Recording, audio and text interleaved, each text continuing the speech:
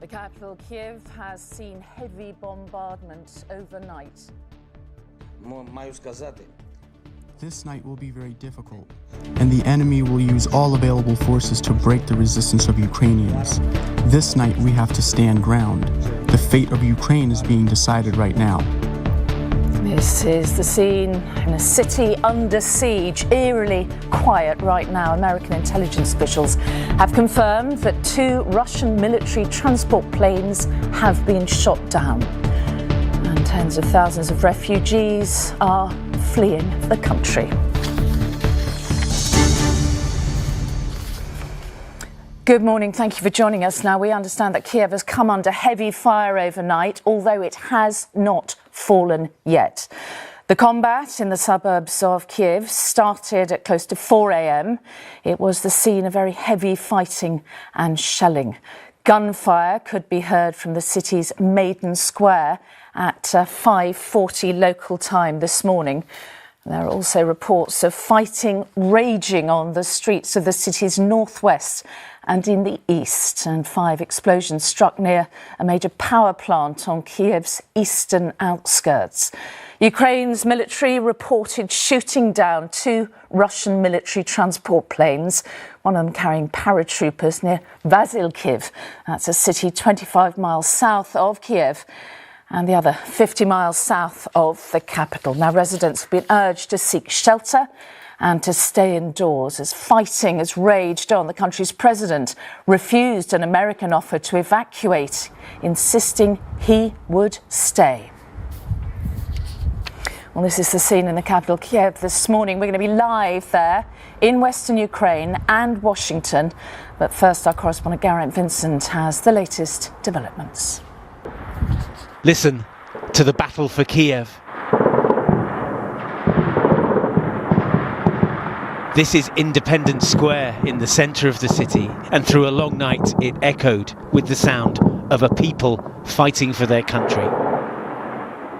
Сьогодні був тяжкий, але сміливий день. At the start of it, Ukraine's president gave another TV address. We cannot lose our capital, said Volodymyr Zelensky, and he urged his people to stop the enemy wherever they can. The night is going to be extremely hard, he said, but there will be a morning.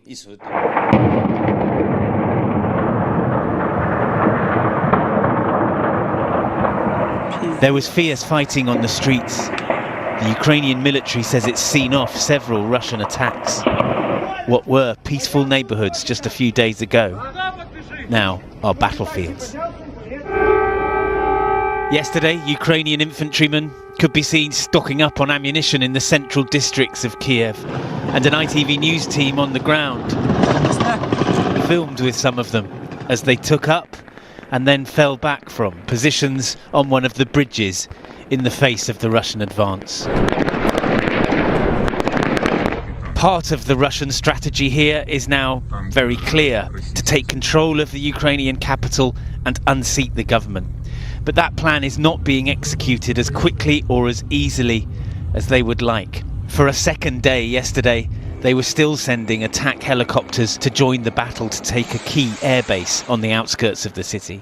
And this morning, Ukrainian forces claim to have shot down 2 Russian transport planes, which were bringing in airborne troops. In New York, late last night, a meeting of the UN Security Council failed to pass a resolution aimed at stopping the war because Russia vetoed it. But Ukraine's ambassador took the opportunity to respond to Vladimir Putin's appeal to the Ukrainian army to turn on their own government. Your today's call of your president to the Ukrainian army to remove the government of Ukraine? Are you crazy?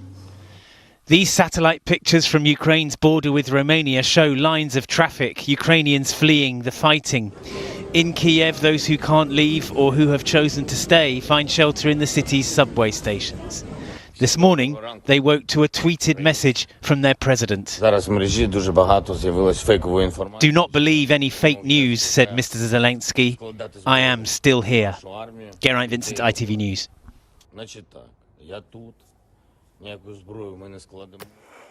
We can go now live straight away to Kira Rudik, who's a member of parliament in Ukraine, also leader of the political party Golos, which is an opposition party. Good morning, Kira. When you see what your president is saying, when you see how strong his words are, how does that make you feel? Oh, I'm proud of our president. I have been criticizing the hell out of him for the last 2.5 years, but right now he's really stepping out. And he's doing what the president should do. He's moving the country forward, and he tells Putin exactly where to go. Kira, where are you right now? Give us a sense of your situation and what's happening around you. So I'm right now in Kiev, in the center of Kiev, and I am with my resistance crew. We are armed, and there has been like a very hard night where there were lots of sirens and air force fighting, and so we had to go to the bomb shelter and back, to the bomb shelter and back, and we will spend the day today training and arranging the crew to be able to fire arms, and then we are going to see, it says that Russia right now actually reached out the 24-story building somewhere here nearby, so we'll go and see if we can help. But all in all, we are preparing for another hellish night where there will be more Russian soldiers on our streets, and then they will be packed in the plastic bags and returned back home. Kira, I think what is so striking for those of us who are not in Ukraine at the moment is seeing and hearing and reading the defiance of the Ukrainian people. It is extraordinary. And I saw on Twitter a photograph that you posted of yourself with a Kalashnikov rifle saying, "I am ready to fight." And this isn't something that I had ever expected to see. It must feel extraordinary for you, doesn't it? It does. If you have asked me 3 days ago, I would tell you I would never bear arms and that I would stay away from the weapons. However, once you wake up to the news that Putin declared war on your country, and once you bring children to the bomb shelter and start explaining to them like what the siren means and why you have to get down on the floor, you get so angry.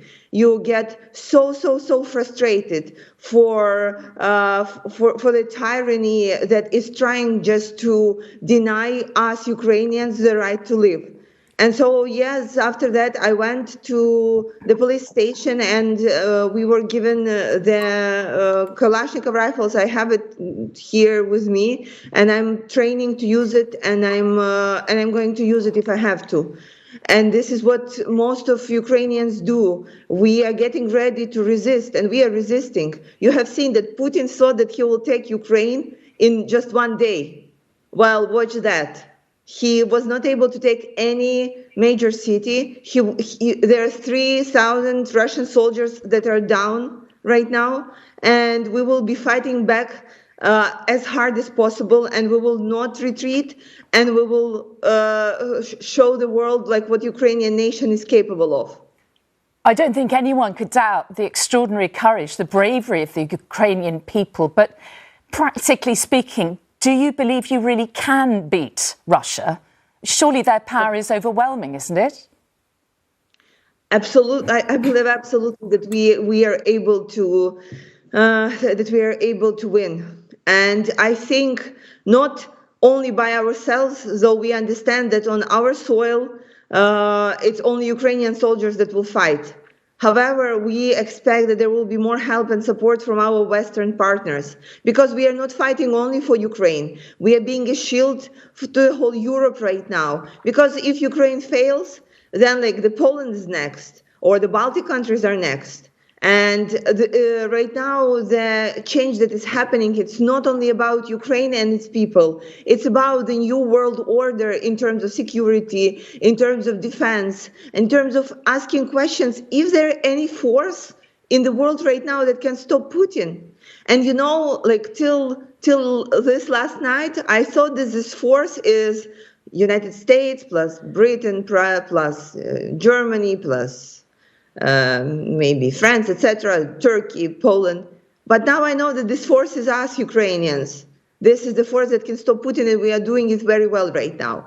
And the goal would be to fight him back to Russia and further, a little bit more further, just to make it even for the children who are learning what the siren means and how to get down to the floor when they hear it.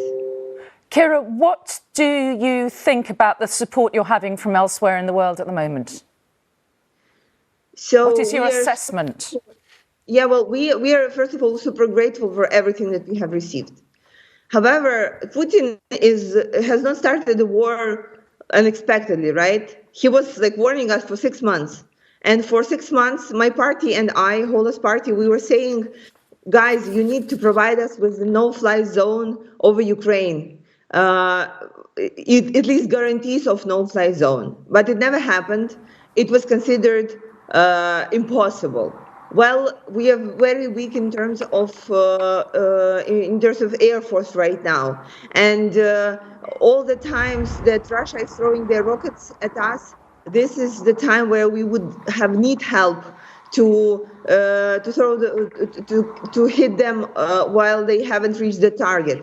And this is what we really do need right now. The sanctions are making Putin's life very painful, but they don't stop him. We have seen that. The force is what is stopping him, and we just need right now a chance for our troops to fight without being attacked from the air. And this is what we were asking NATO and Jens Stoltenberg, and I was really glad to hear that they will provide us with more additional weaponry, which is also good. Bring everything here. We will take it, and we will make it useful for Ukraine. Kira, your determination is striking. It's remarkable, really. Tell me, do you feel afraid? Do you feel afraid in the dark moments in the night when you perhaps are lying awake and worrying? I mean, how do you feel? Sometimes I do feel afraid, of course, but more than afraid, I do feel angry. I'm super angry. I'm so angry that right now I'm a woman. I have to bear arms and I have to fight the tyranny that just decided that they would take what is ours, that they would come and try to throw me away from my house, they would scare my family and then try to change the way that my country works. And when you're very angry, there is no place for the fear. Because okay, I will be afraid afterwards. Right now, I will have to get very strong, train, and make sure that we have all the supplies and that we will go fighting. In this story about bad guys and good guys, we definitely know that we are the good guys. And I hope and I believe that that the good guys always win. So this is what our plan is. To win, because guys. Kira Roddick, we wish you good luck. We wish you safety, and hope to speak to you again before too long. Thank you for joining us this morning. Thank you. Well, let's go live to our Europe editor, James Mates, who's right in the centre of Kiev. Morning, James. What's it been like overnight? Very noisy. A lot of small arms fire, a lot of heavy artillery fire, the air raid siren going off for most of the night. There's a lull. It's much calmer now. It's a beautiful morning, but it's quite clear that the Russians, if they were trying to take the city last night, have failed. Although there's almost no one around, there are certainly not Russian troops on the streets in the centre of the city. It has been a remarkable defensive effort so far. 2 days in a row now, the Russians have tried to get into the centre of Kiev. Both times they've been repulsed. The worry in many ways is what the Russians will do next if they continue to be frustrated, and will the fighting and the casualties spill into civilian areas. We've seen a major tower block be hit overnight. It's no word yet whether there are casualties there, but if there were people in that building, and they were probably in bunkers, most people have been taken to the bunkers or the metros or have fled the city altogether. But if there were people inside, there probably would have been casualties.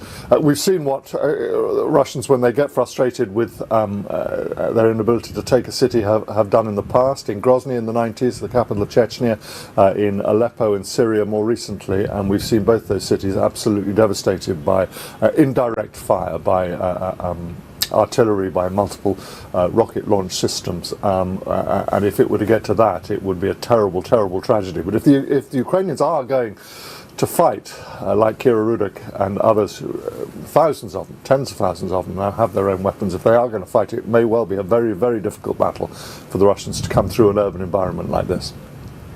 James, in the end, though, is there any real doubt that the Russians will prevail? Because, as you say, they have huge reserves of weaponry. In a sense, they've tried to do it one way. There is no limit to what they actually could deploy if they really decided they need to, right? Logic says that they will probably win this in the end, but I absolutely don't necessarily believe logic.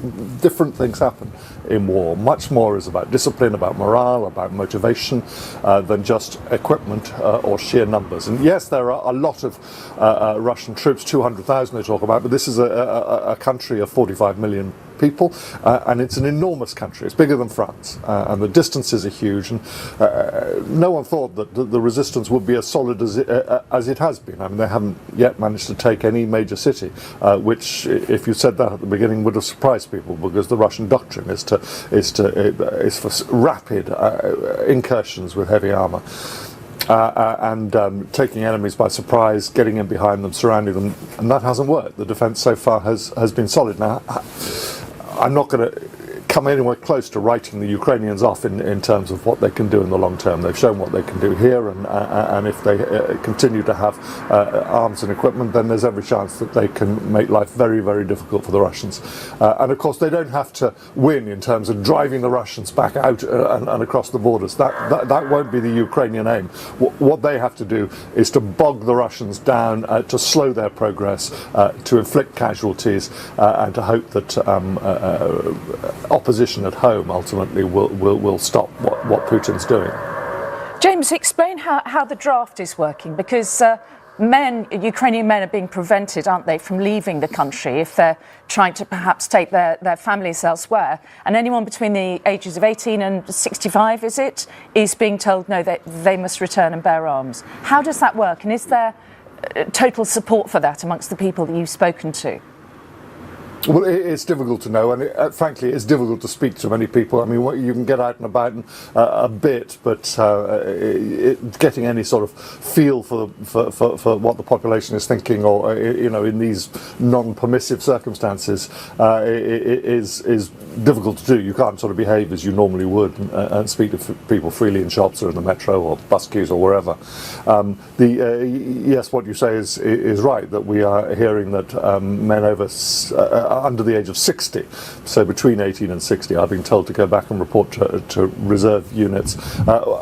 Frankly, how much use it is taking a 58-year-old man who's with no recent military training or equipment and throwing him to the front line, I don't know. But it's not clear that that's what's happening. There are many other roles within the military that you can get people to do and liberate active service troops, as it were, to move towards the front line. And remember that they are covering this enormous front line. And if you think of Ukraine as a rectangle, then on the western left-hand edge is Poland, and that's secure. But on all other three sides of that rectangle, they are facing these advances with armour, with helicopters, with aircraft, and that's the extent of what they're trying to defend, as well, of course, as this thrust into their capital, which would be potentially a mortal blow if they were able to capture it. James, I was watching your live on News at 10 last night, and you were talking about the immense length of the border that they need to actually defend, and you said it's inevitable that there will be gaps in that defence. Yes, I mean we know that a large part of the Russian force that's been assembled on the border still hasn't yet rolled into the country, and they will be able to punch holes or go round and find gaps in the Ukrainian defences, and it is quite likely that at some point difficult decisions will have to be taken to shorten those defensive lines, to pull back, to give up areas of their country in order to be able to defend the core. Now, when and if those decisions will need to be taken or will be taken, we'll see in the days ahead. But certainly military logic would suggest that there's a limit to how much you can defend if the Russians continue to pour these huge armoured columns that we've seen still in Belarus and still in Russia, still moving towards the border, and the sheer weight of those numbers may mean that the Ukrainians have to reassess what they can defend and where. But I mean, I'm not going to second guess them, and I'm not going to say that they are necessarily going to be pushed back. Far from it. But these are the sort of decisions that inevitably military commanders end up facing. All right, James, we're going to be returning to you over the next couple of hours while we're on air, but for the moment, thank you very much, and obviously do keep safe. That was James Mates in the centre of Kiev, and our correspondent Robert Moore is with me throughout the morning. What do you make of what you've heard so far, Robert? Well, I think we need to recognise and brace ourselves for the fact that this isn't going to be over in hours or days or possibly even weeks. In other words, the fundamental problem we're going to have, in terms of Europe, is that we could have a grinding war lasting months, exposing the fault lines of sort of imperialist Russia's ambitions. So it may not be containable to Ukraine. You know, certainly the Baltics feel threatened, but so too do the Caucasus and potentially Central Asian republics. This is almost a proxy war for sort of democracy and autocracy. It's a tremendous threat, not just to Ukraine, but also to the credibility of the United Nations, of Europe, of NATO as well. So, all of the strategic underpinnings that we almost took for granted in Europe are under threat at the moment. And I think, that is the danger, that, although we're rightly focusing, exclusively on the battle for Ukrainian cities, the actual battle is much graver and actually much bigger. It's kind of almost a global battle for supremacy, of which, ideology is democracy or is autocracy going to win? And that's why, the Ukrainians, I think, rightly see the stakes as simply enormous. Is it inevitable, do you think, that this will spread? The great fear, of course, is if Putin sets foot in NATO territory, then things could escalate, and would absolutely escalate very, very quickly, because NATO is committed to defending all of its member states, isn't it? Well, the great fear in Europe always, for centuries, is contagion. That, things can lead to unexpected outcomes, alliances are challenged, other actors become involved. This is a conflict being watched, intensely, not only in European capitals, but in Beijing, in Damascus, in Pyongyang. This is seen as a kind of intriguing and potentially formative battle of the 21st century, in which an autocrat is trying to take over, a sovereign state, and doing so with ruthless military power. And we saw that before. Remember, Mary, that Vladimir Putin came to power in 2000 on the back of the Second Chechen War, which James alluded to there, in which Grozny was almost leveled by kind of ruthless Russian military tactics. And he intervened in Syria as well. So, there is an imperialist sort of instinct now in the Kremlin that I think is, gravely worrying for Europe, which is why, NATO has stepped forward and said, not an inch of NATO territory will be imperiled without a bigger fight. But what sort of fight would that be against, a sort of a Russia that is hyper-aggressive and where we don't understand the kind of actions or the rationality of decision-making in the Kremlin? So, this weekend, is very unsettling. It's very worrying about what lies ahead. You say the word rationality. Is Putin rational? Well, this is, I think, one of the most fascinating aspects of what has emerged over the last week, is the absolute assumption of Western leaders as they looked at Moscow, is that Vladimir Putin is ruthless, he's deeply cynical and manipulative, but yes, he is a rational actor. And now that assumption is absolutely in doubt. So, there is genuine fear that we no longer have a read of him. We can't understand what the Kremlin is doing, and there is a sense coming out of this that maybe we are actually confronting a leader who is paranoid, who is no longer sort of in charge of events and doesn't understand the sort of flow of information, may not even understand the level of resistance that the Ukrainians are showing. There's a long history. I wrote a book about a Russian submarine disaster in the year 2000. When he came to power, there's a long history of Vladimir Putin not receiving bad news. And I wonder this if... is the Kursk, isn't it? Exactly. I remember it well, yeah. And, in that disaster, the formative crisis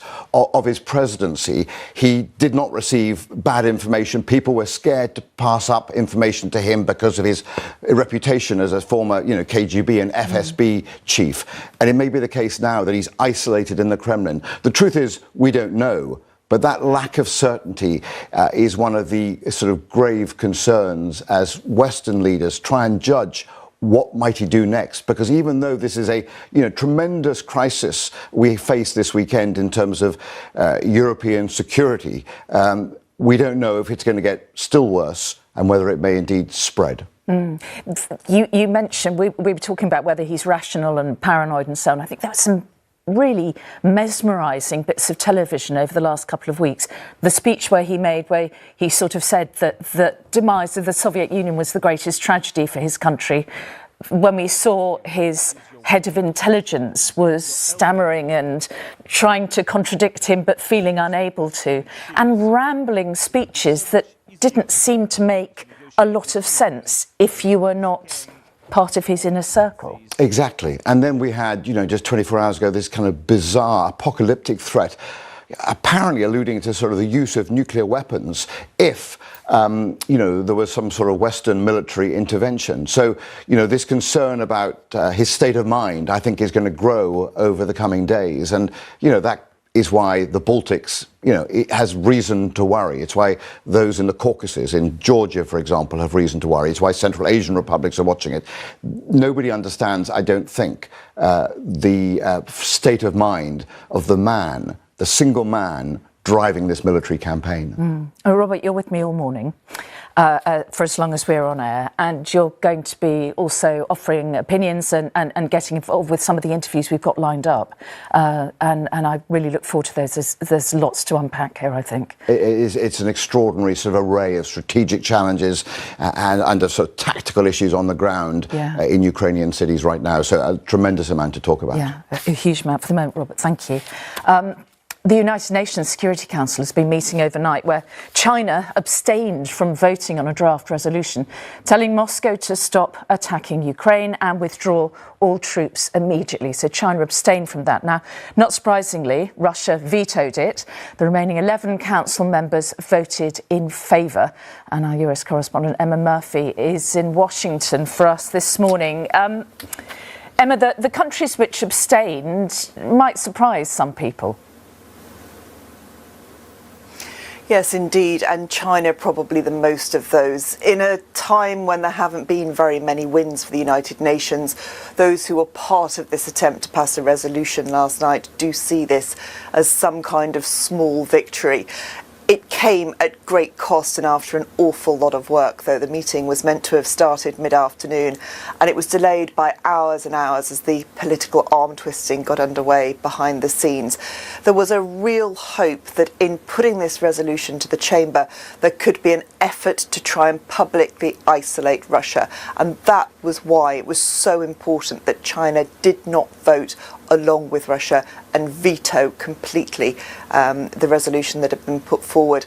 But the watering down that went on of the wording was really quite significant. Those I spoke to yesterday morning were telling me that they wanted to put a motion to the floor that completely deplored Russia's actions in Ukraine. They wanted to personally criticise President Putin. By the time the wording was actually put to the vote, it had been dropped from them deploring the actions in Ukraine to just condemning them, and also any reference to the president had been taken out. But even so, there was relief that one way or the other, at a time when China and Russia say that they have this blossoming relationship where they have a no-limits partnership, the limits of that partnership were tested and were publicly done so, which meant that Russia, at least in that moment, in that chamber, did seem to be publicly isolated. This was the response from the US's ambassador to the United Nations after that vote. Russia has abused its power today to veto our strong resolution, but Russia cannot veto our words. And as I said in the Council, Russia cannot veto the Ukrainian people. Russia cannot veto their own people protesting this war in the streets, and Russia cannot veto the UN Charter. Russia cannot and will not veto accountability.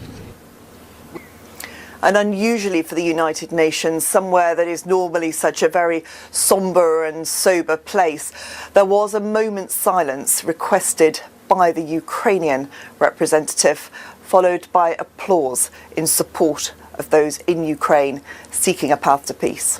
All right. Emma, for the moment, thank you very much. And moving on now, we can speak to our correspondent Richard Gaisford, who is in western Ukraine. Now, you were in Kiev, weren't you, Richard, until yesterday? So what prompted you to move, and what's happening where you are now?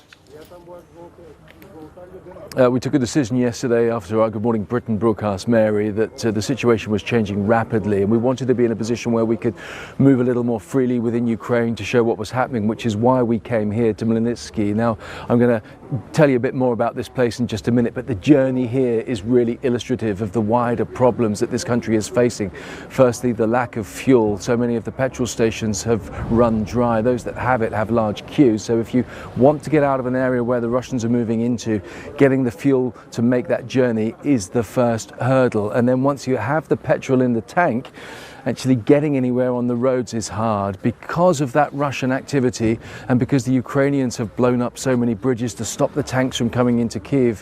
What you're now seeing is a smaller number of roads with a much larger number of vehicles. So the journey to this place should ordinarily take maybe 5 hours. It ended up taking 3 times that, and it was very slow going along the way. And one of the reasons it was slow was because of the army checkpoints that have been put in place along the road, machine gun positions at the side of the road.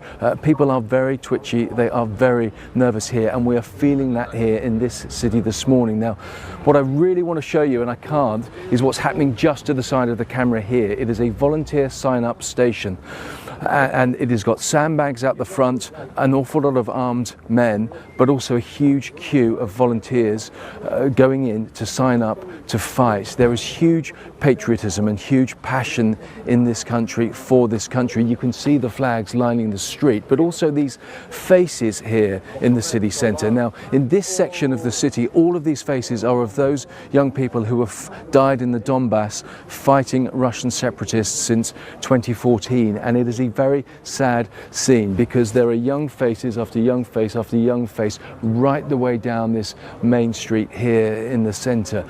We know that this area at the moment feels comparatively safe, but it does have a military presence as well. There's an airfield just outside of here that the Ukrainians Air Force uses for flying drones. That was targeted yesterday. The cruise missiles coming in to destroy that airfield. And before I leave you, Mary, I just want to show you this. This is the cinema here in Melnitsky. Now it is a refugee centre, and over the coming days that is going to become an increasingly busy place because there are thousands of people. We saw them yesterday on the roads, flooding out of areas like Kiev, coming up from areas in the south, desperately looking for somewhere safe, and this will be their first port of call. All right, Richard Gaisford in western Ukraine for the moment. Thank you. And we're on air with an ITV News special programme with the latest developments from Ukraine. Fighting has taken place in the streets of Kiev overnight. Russian soldiers launched an attack on the city at around 4 a.m. An apartment building was struck by a Russian missile in the early hours. The violence has made its way to the centre of the city, and here you can see the aftermath of this morning's attacks. And I'm joined now by the Armed Forces Minister, James Heappey. Thank you very much indeed for joining us on ITV this morning, Mr. Heappey. What do you make of the pictures that you've just seen? Well, I think that they are very disturbing, but at the same time, we have to reflect that they are not the pictures that the Kremlin was expecting to see this Saturday morning. Their day one objectives, and we're now into day three, of Kharkiv, Kherson, Chernihiv, Mariupol, Sumy, and Melitopol are still all in Ukrainian hands. The fighting that you've reported in Kiev overnight is very isolated pockets of Russian special forces, Spetsnaz, and paratroopers. The main armored columns that were supposed to have encircled Kiev by now are still a long way north. That is testament to the heroism with which the Ukrainian armed forces have resisted the Russian advance. And I think in the Kremlin, they will be reflecting that there was far too much hubris in their plan, and it is definitely not going as they expected. Yes, but it's not over yet, is it, by any stretch of the imagination? No. Where are we with sanctions, Mr. Heapy, this morning, and any other action against Russia? Well, first of all, we have been training and helping to prepare the Ukrainian armed forces for many years. A few weeks ago, we provided them with lethal aid, and those anti-tank missiles, we understand anecdotally, have already been put to good effect in the repelling of the Russian advances. Yesterday, the Secretary of State, Ben Wallace, convened a donor conference of 25 other nations, many of whom agreed to provide lethal aid. The rest have agreed to provide humanitarian aid. And we will coordinate with them now to make sure that that is delivered into the hands of Ukrainian soldiers. So that's the kind of urgent part of what's going on to help the Ukrainians to continue with this incredible fight that they're putting up. You're absolutely right that the kind of wider piece to impose cost on Russia is through sanctions. The UK is working hard to persuade other countries to come with us in removing Russia from the SWIFT system, and a number of prominent individuals and banks have already been sanctioned, and as the Foreign Secretary has said, the plan is to do more. It's just unfortunate that these things are prone to legal challenge, and so as ridiculous as it will sound to many of your viewers, we need to just get that detail right before we impose sanctions. Mr. Heapy, on that, can you clear something up for me? Because I've been reading quite a lot of activity about this. Now, Liz Truss said that there are delays in imposing sanctions against some of these oligarchs because British city law firms are representing them and objecting to them and delaying them. Now, there has been a lot of response to that from lawyers themselves, ex-city lawyers, ex-government lawyers, saying that is nonsense. Only a court order can prevent that happening. So what is the truth of this? Because there's clearly some confusion at the very least. So it's my understanding that these very prominent, very wealthy individuals have at their disposal, as you would imagine, very expensive legal teams. And unsurprisingly, they would seek to challenge any sanction that was imposed on them through the courts if they disagreed with it. And one would imagine that they will disagree with it. And that means that the government has to have done the appropriate due diligence on the sanctions before they are imposed. Yeah. But they will be imposed. People should be in no doubt about that. And I think if we had done it the other way, if we had imposed all these sanctions and then they'd all been unpicked by the courts thereafter, you would rightly be asking me very difficult questions about why we didn't get the detail right in the first place. So I think we're doing it the right way round.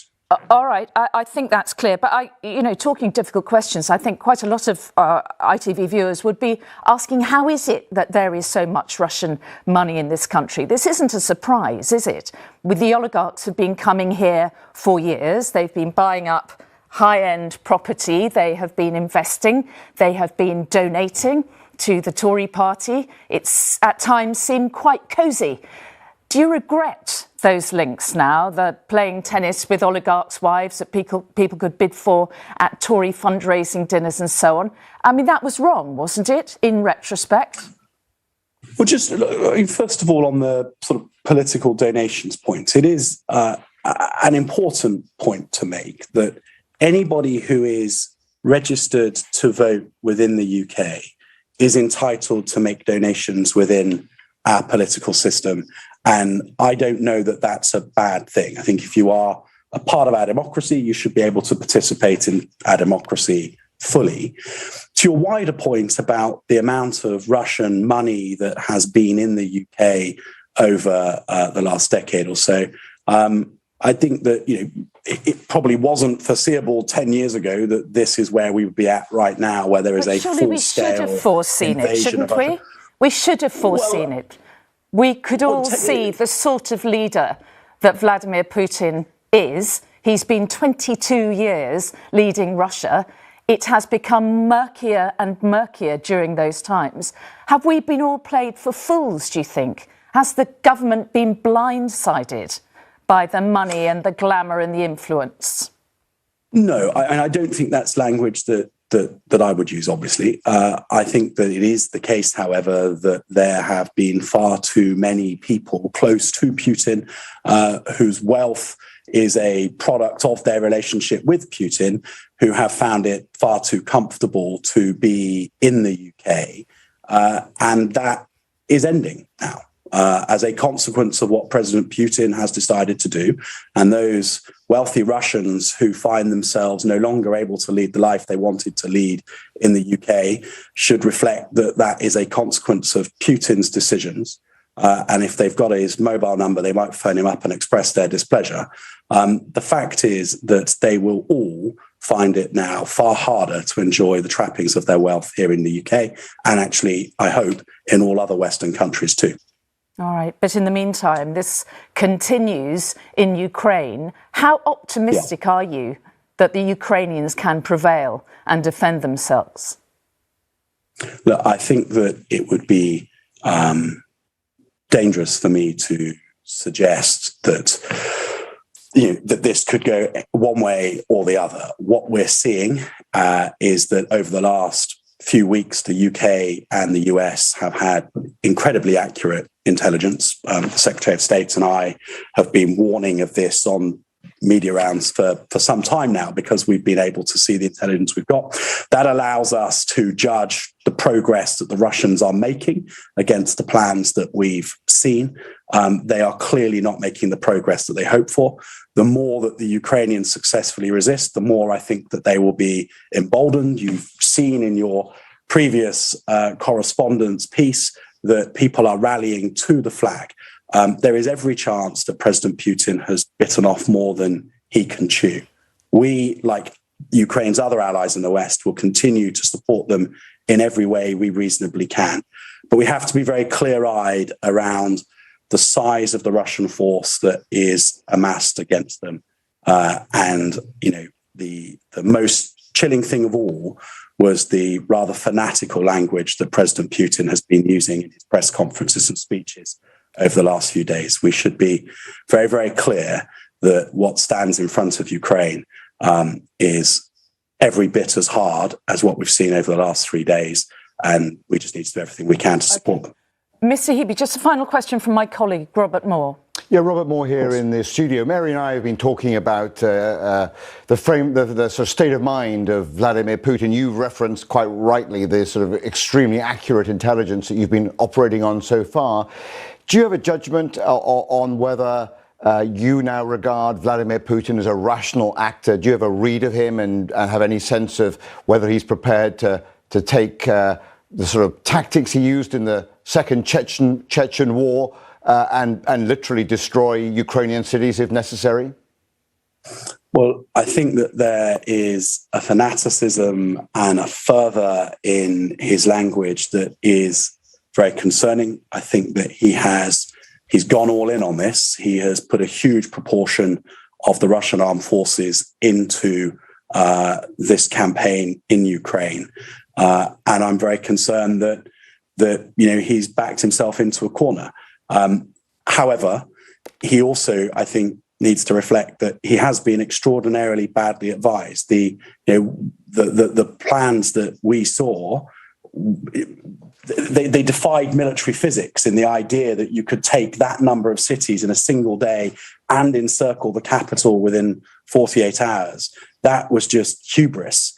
And I'm not sure what will be going on in the Kremlin right now, but it definitely is not going to plan. It's clearly concerning that Putin is using the language that he is using.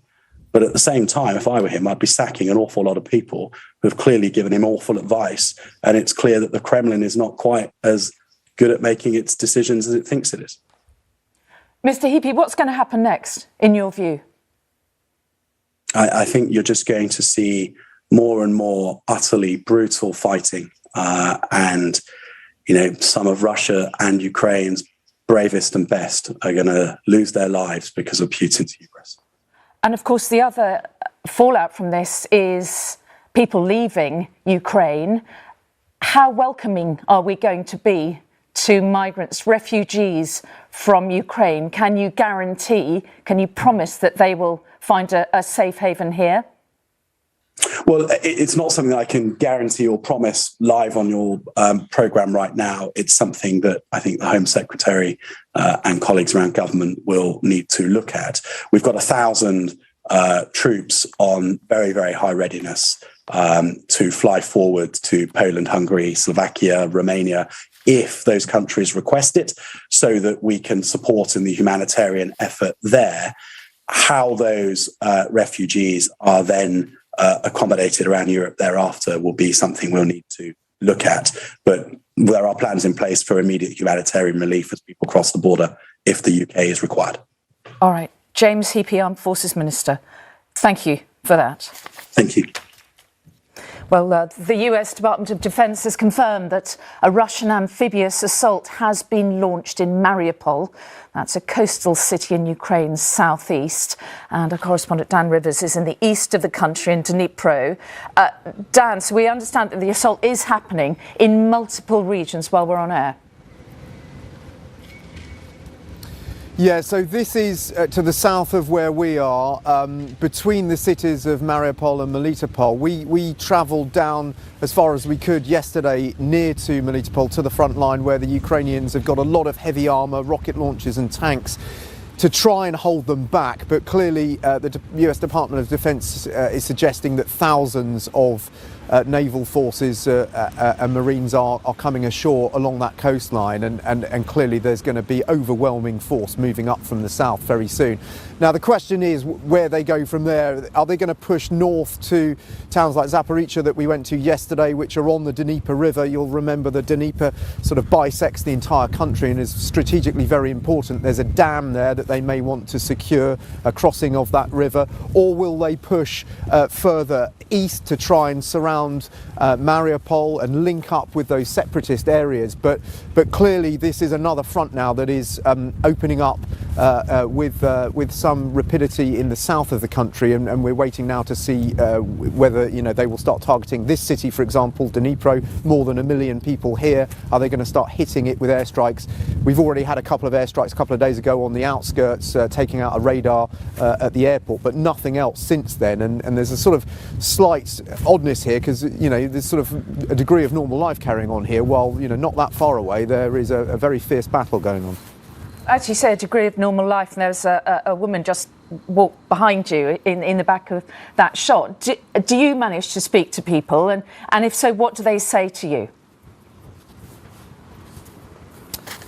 I think, look, everyone is very worried. We've seen this sort of evolution of people's feelings on this. I think people were slightly in denial that this was going to happen a week ago.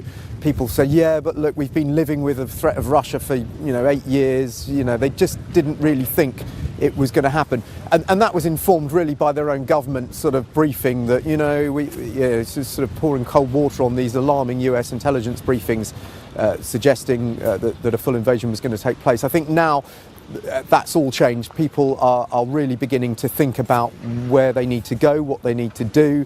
Where we're staying, suddenly there's a lot of men with guns that have turned up. Civil defence, territorial defence people. As we've heard in Kiev, 18,000 weapons have been handed out to ordinary civilians. It's pretty much, if you're a young and able men or women, grab a gun and prepare to defend your homeland, unless you want to be living under Russian occupation. And what about the practicalities of life, Dan? Are people able to get hold of food? Are they able to get cash still from cash points? Because that was beginning to strain, wasn't it, that system? Certainly we heard yesterday.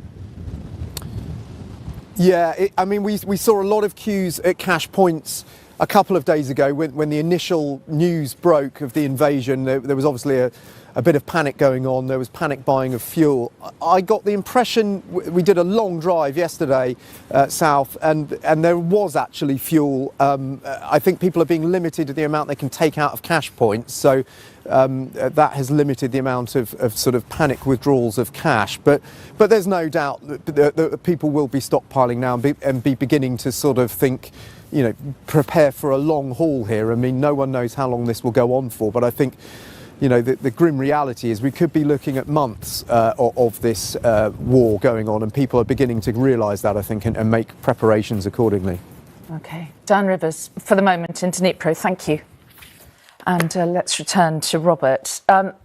Interesting discussion with Mr. Heapy, wasn't it, the Armed Forces Minister? What did you make of what he said? Well, I think one of the intriguing aspects of this is the Americans and the British in particular have had remarkably good intelligence. You know, they were always warning us of the inevitability of a Russian military operation, and they also predicted the dimensions of it. And they never spoke about just an attack on the sort of pro-Moscow separatist regions. They always talked about a full-on assault on the capital as well. It raises, you know, questions we won't know for a generation of whether MI6 and the CIA have actually managed to penetrate the Kremlin and have a kind of an agent inside Putin's inner circle. But certainly, you know, Putin himself is a master of tradecraft. So it raises that question of what we know about Vladimir Putin's movements and decision making and how we know it. But that we will not know for some time because, of course, the Americans and the British will defend their sources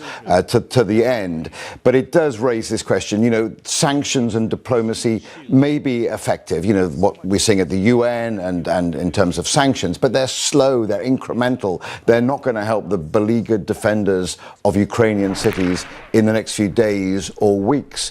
You know, this isolation of Russia, the cancellation of, you know, football tournaments, of the F1 race in Sochi, of taking Russia out of the Eurovision song contest, you know, lighting buildings in the colours of the Ukrainian flag. You know, these may make kind of Western countries feel good, but they're not going to change the kind of essential decision-making in the Kremlin. And I think everybody recognizes that. So there is a sense, I think, of kind of almost inevitability that, just as Dan was saying, this is going to be a grinding war, and that the residents in Ukraine will need to understand this isn't going to be over in days or weeks. You know, there's no prospect of an immediate sort of diplomatic initiative. You know, there's some talk overnight of Israel acting as an intermediary because Israel has strong relations both with Kiev and with Moscow. But nevertheless, you know, it doesn't appear that the diplomacy is remotely on the cards at the moment. It does seem that America and Britain, having said that we are not going to wage war, we're not going to go to war with Russia, then what is the imperative for Putin to hold back at all? Sanctions, as you say, aren't going to work against him. Ultimately, only force, surely, is what's going to stop him if he insists upon moving ever further west, as we were saying earlier on. I mean, I think, you know, we have to be realistic. There is zero prospect of the United States, Britain or NATO as a Western alliance intervening militarily. I mean, that is not going to happen. We are not going to get into a shooting war with Russia. That looks far too like the beginnings of World War III. So that is not going to happen. So that's why we're reverting to sanctions, diplomatic isolation, and then also, you know, crucially for NATO, saying, look, you know, there is Article 5. Not an inch of NATO territory will be surrendered to Vladimir Putin. You know, that is the ultimate red line for Europe and for the NATO alliance, is saying, look, you know, not 1 inch of the Baltics, not 1 inch of Poland, and hoping that that message gets through loud and clear to the Kremlin. Just to take a step further back at the moment, why is Putin doing this? Because we understand, we know, don't we? Because he said that he's harking back to what he sees as the glorious days of the Soviet Union. But why now? Is he trying to bolster faltering support at home? And we're going to come on in a moment to talking about the demonstrations in Moscow, because I'd really like to get your take on those. And there is opposition within Russia, but from his own people. But what is it that's motivating him to do this right now? My view is that analysts need to be humble, actually, about this. We don't understand it. It is an absolute mystery why he has chosen to do this at this moment, because what he's done appears to be entirely counterproductive and counterintuitive. He's solidified NATO when it was actually pretty divided. He has united, Europe and the United States. He has absolutely, I think, undermined his position within Russia, because Russia, has a long history of getting involved in bloody wars and that having kind of ramifications at home. If we think that, and we've seen the pictures from St. Petersburg and from Moscow of demonstrators, brave demonstrators coming out onto the streets and opposing this war, imagine how that is going to be amplified when the coffins of Russian soldiers become home. It won't just be from sort of liberal opponents of Vladimir Putin. It'll be the mothers of the soldiers in the Russian army who will begin to protest, and that will ripple out across Russian society. So once again, why has Vladimir Putin created this kind of internal threat when it appeared he didn't have one before? Why has he acted in a way that has solidified the NATO alliance? So, there is much we don't understand. There's much that appears counterintuitive. And that is why, Mary, I think people are legitimately asking about whether Vladimir Putin can be considered a rational actor, whether he might be suffering from some kind of paranoia. This sounds kind of extreme, but it does seem legitimate in the context of just how bizarre the decision-making is in the Kremlin right now. And to return to your point about the support or lack of it within the Russian people, the links between Russia and Ukraine are so deep, aren't they? Russian people have relatives, they have friends, they have family in Ukraine. They don't want to be killing their brothers, as many of them have been saying. I think that's a really kind of important point and somewhat underlooked, is that, there are profound cultural links between Ukraine and Russia, family links. So many people are intermarried between Ukraine and Russia. People take their holidays in Ukraine. They love that Black Sea coast. So there are these connections, and it makes what's happening,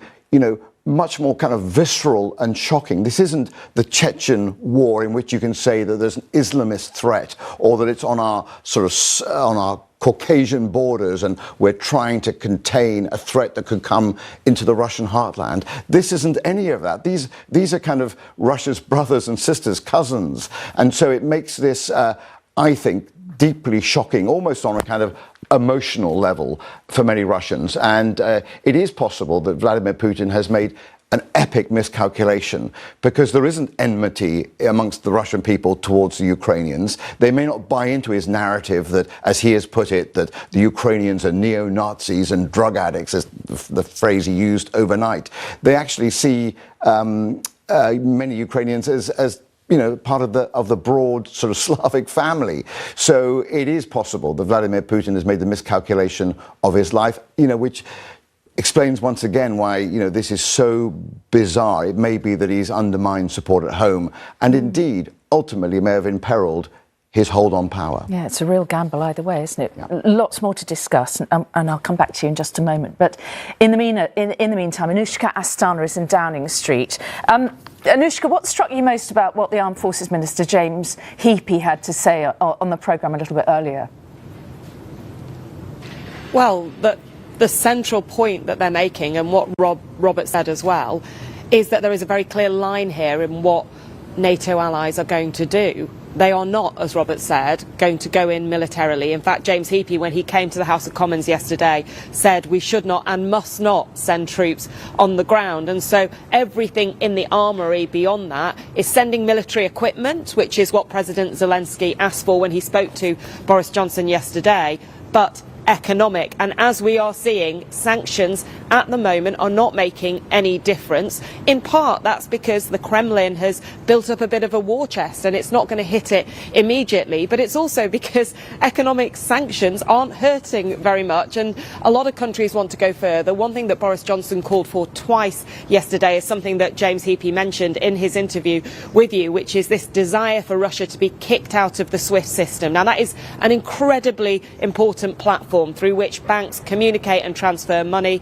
Russia uses it to raise money for oil and gas, and people believe that it would be very painful if they were kicked off. Now, last night, President Zelensky tweeted that he had spoken to President Macron in France and that France was now supporting the idea of Russia being removed from SWIFT. There are also noises from Germany, and people I've talked to in Downing Street this morning say they are encouraged by that. They believe that if Russia was kicked off that system, that it would have a big economic effect and start to hurt the country. But if it doesn't, if it isn't enough, as we've heard, they are not going to go further. They're not going to send troops there. It will be about providing military equipment. Right. Anushka, for the moment, thank you. We are live on air with the ITV News special programme with the latest developments from Ukraine. Fighting has taken place on the streets of Kiev overnight. Russian soldiers launched an attack on the city at around 4 a.m. An apartment building was struck by a Russian missile in the early hours of the morning. The violence has made its way to the centre of the city, and here you can see the aftermath of one of the morning's attacks. Мов я закликаю складати зброю. The country's president made a morning address reassuring his people that Ukraine won't be laying down arms. Volodymyr Zelensky said, "We will defend our country because our arms are our truth. Our truth is that it's our land, our country, our children, and we will defend all of this. That's it." Good morning. If you've just joined us, we're bringing you a special programme with the very latest on the situation in Ukraine. As you've just been hearing, there was heavy fighting in Kiev in the early hours of this morning, where Russian troops fought Ukrainians on the streets of the capital city. 2 Russian planes are reported to have been shot down on the outskirts of Kiev, and a power station has come under attack on the outskirts of the city. The Ukrainian President Volodymyr Zelensky has vowed to defend his country.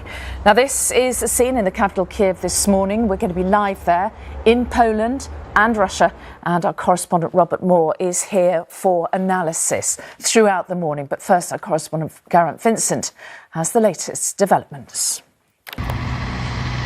Kiev this morning is a city bearing fresh scars of battle, and it has seen a fierce fight. The Ukrainian military says it repelled several Russian attacks during the night. Here, soldiers stepped through the remains of a Russian convoy. And on social media, a Ukrainian president in Kiev, keen to dispel any fake news of his departure or demise. "I am here," said Volodymyr Zelensky. "We will not lay down our weapons. We will defend our country." The battle for Kiev is being fought in the streets and in the neighbourhoods. Apartment buildings not safe from Russian missiles. A Ukrainian opposition MP is among those getting ready to join the fight. She spoke to us earlier this morning. Sometimes I do feel afraid, of course, but more than afraid, I do feel angry. I'm super angry. I'm so angry that right now I am a woman. I have to bear arms and I have to fight the tyranny that just decided that they would take what is ours, that they would come and try to throw me away from my house, they would scare my family and then try to change the way that my country works. And when you're very angry, there is no place for the fear. Yesterday, Ukrainian soldiers could be seen stocking up on ammunition in the central districts of Kiev. Filmed with some of them as they took up and then fell back from positions on one of the bridges in the face of the Russian advance. Part of the Russian strategy here is now very clear: to take control of the Ukrainian capital and unseat the government. But that plan is not being executed as quickly or as easily as they would like. For a second day yesterday, they were still sending attack helicopters to join the battle to take a key airbase on the outskirts of the city. And this morning, Ukrainian forces claim to have shot down 2 Russian transport planes, which were bringing in airborne troops. In New York, late last night, a meeting of the UN Security Council failed to pass a resolution aimed at stopping the war because Russia vetoed it. But Ukraine's ambassador took the opportunity to respond to Vladimir Putin's appeal to the Ukrainian army to turn on their own government.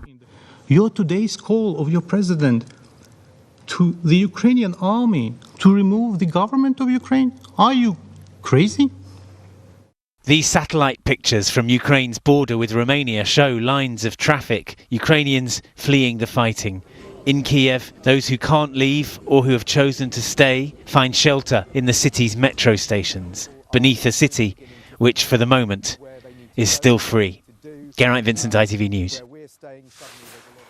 Well, for the moment, it is still free, and we're going to return to James Mates in Kiev in just a moment or two. But just in the meantime, Robert, I want to talk a little bit more about sanctions, and we have been discussing them as if they're just a one-way thing. But we know that the Russians are beginning to retaliate. We've blocked Aeroflot landing here. They're blocking British carriers going there.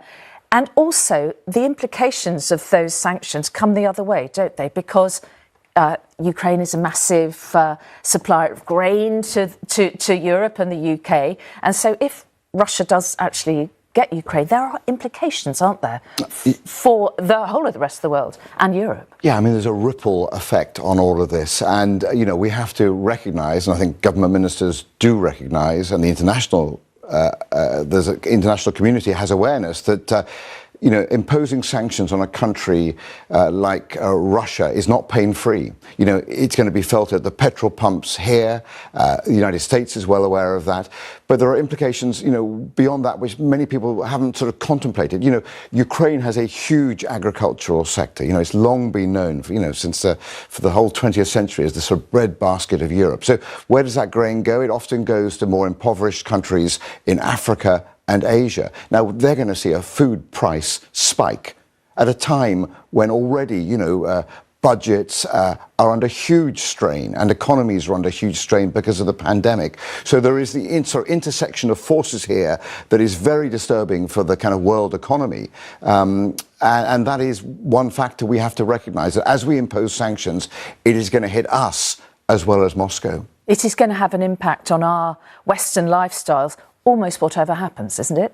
I think that's true. And the other danger with sanctions imposed by sort of Western European countries is it drives Moscow closer to working and having a deeper economic relationship with China. So, I think strategists have to ponder whether we're actually driving Russia and China, our great kind of strategic foes, closer together. And then that raises all sorts of sort of broader questions about where China stands. Don't forget, this is the century in which we're meant to be pivoting to Asia and confronting and containing a ever more assertive and ascendant China.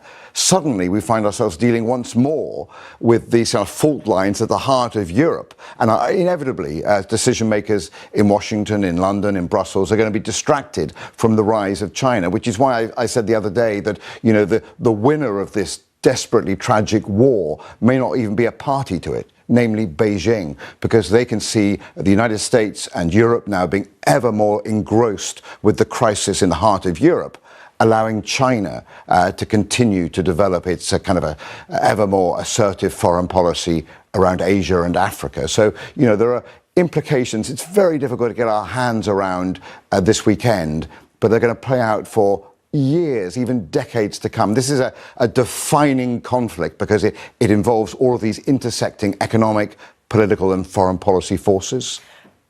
What do you make of the way the voting went in the UN? Russia obviously vetoed the motion.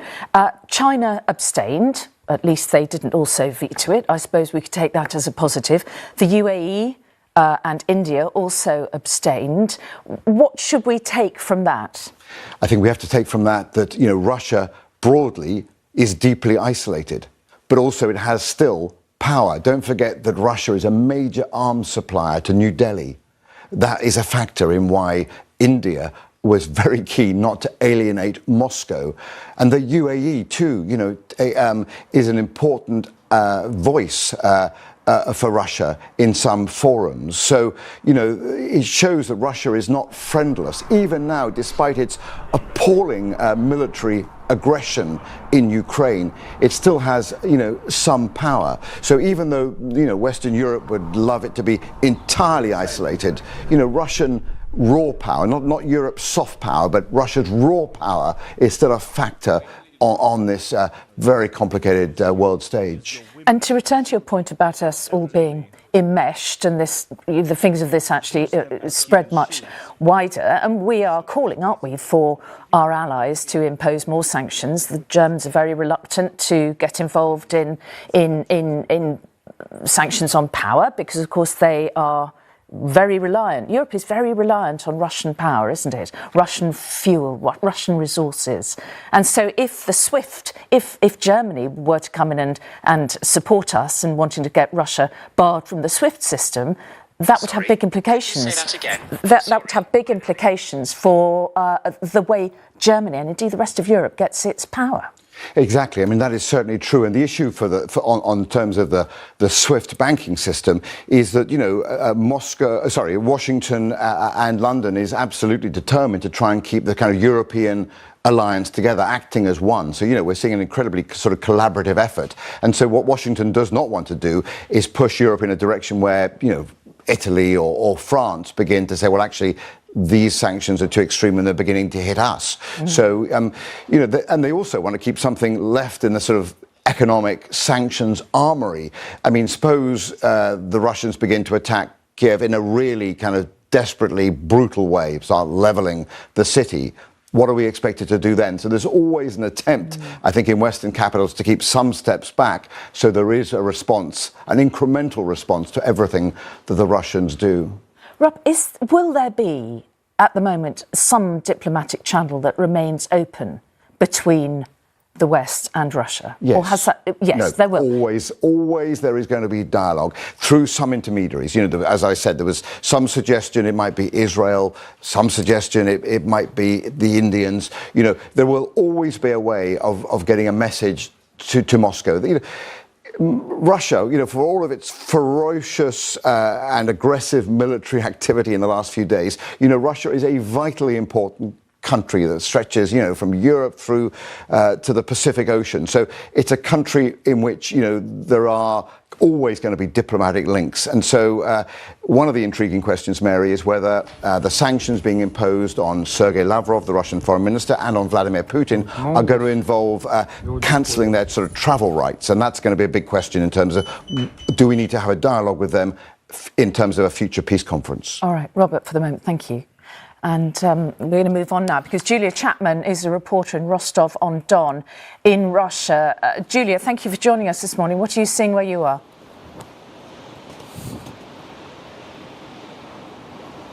Well, here on the Russian side of the border, things remain very calm. We are under a state of emergency in the Rostov region and in several neighboring regions as well. But that was introduced a week ago now when there was an influx of evacuees from eastern Ukraine ahead of the announcement that Russia was going to recognize these separatist breakaway republics as independent. There was a rush of people coming across the border into Russia, upwards of 100,000. But that trickle has in fact slowed in the last couple of days since Russia intervened militarily in Ukraine, carrying out these assaults not just in the Donbass region but across Ukraine, as we have already been hearing. They have closed the airport here in Rostov. They've closed a lot of other airports in southwest Russia as well. There has been a little bit of shelling coming into Russian territory from Ukrainian positions, according to Russian state media. In the Belgorod region, just north of where I am now, yesterday there were 7 houses hit by shelling, according to the region's governor. 3 people were injured, but there were no deaths reported. There has also been some shelling coming into the Rostov region where I am now, but that has mostly ceased since Russia intervened on Thursday. All right. But Julia, have you managed to speak to many people, ordinary people on the streets? I'm just wondering what sense you're getting about whether they support this action or not.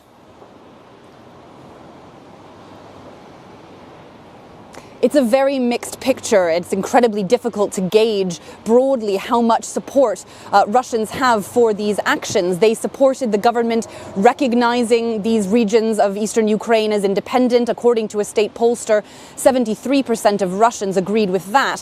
What isn't clear is the extent to their support for an outright war with their neighbor. Most Russians that I've been speaking to say they don't want to see bloodshed, but there are also others that believe the government line that Ukraine is the aggressor. They agree with President Putin and the Russian state media when it tells them that there is a process of demilitarization, denazification, as the Russian government is saying. And they want to see regime change in Kiev, many of them. They believe that those people in power were put there by an illegal coup in 2014, as President Putin says. But also, we're seeing a lot of anti-war protests as well. So certainly, it isn't clear the extent to which Russia has support for this activity. All right. Julia Chapman in Rostov-on-Don in Russia. Thank you. Well, let's return straight now to James Mates in Kiev. James, as we understand it, it's a quiet morning now after a very intense night there. Yeah, that's exactly right. A lot of street fighting going on. You could hear it throughout the night, air raid sirens going on right through the early hours. But there is a lull now. It's a quiet and peaceful and, I have to say, rather beautiful, if chilly morning here in Kiev. And all we can really tell with certainty until the picture clarifies exactly what happened last night, but what we can tell with certainty is that this city is still very firmly in the hands of the Ukrainian government. So, James, what sense are you getting about what is going to be happening later on today? I mean, are there whispers that the Russians are going to intensify their bombardment? There are fears, no one's getting any information on that obviously, but there are fears that Russian patience with an attempt to take Kiev through a surgical thrust into the city centre is clearly not working. It's the second day they tried. They have seen, everyone's seen what the Russians have done in taking cities before in Grozny in Chechnya, which was leveled to the ground, and in Aleppo in Syria more recently. And everybody absolutely dreads that the Russians would start using the sort of indirect weapons of multiple launch rocket systems or heavy artillery or air bombardments against a city like this, a vast sprawling metropolis, 3 million people. It absolutely beggars belief what might happen here if they were to start doing that. We did see last night an apartment block was hit by a missile.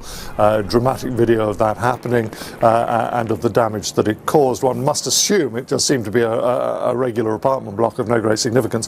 One must assume that this was a missile that was off course, but that shows exactly what can happen when you use weapons like that in civilian and built-up areas. James, what sense are you getting of civilian casualties where you are? We haven't heard anything about the casualties from last night yet. There have been upwards of 50 reported from the fighting overnight, the night before last and yesterday morning. And that's just in Kiev. Obviously there's fighting going on in Kharkiv as well, and in around many other cities. What's significant is the Russians have not yet taken a major city in Ukraine, but that doesn't mean there hasn't been fighting in several of them. And that civilian casualties are being reported. Collating the numbers is difficult. There is so much uncertainty and so much misinformation as well in terms of that you have to be really careful reporting specific figures on the basis that they may be accurate. Both the casualty figures amongst civilians and those reported to have been suffered by the Ukrainian armed forces, by the Russian armed forces, every army in time of war, every government, even if they think they're giving honest and accurate figures, inevitably their losses get deflated, enemy losses get inflated, and we reporting this just have to be really careful about not giving too much credibility to claims and counterclaims. All right, James, for the moment, thank you.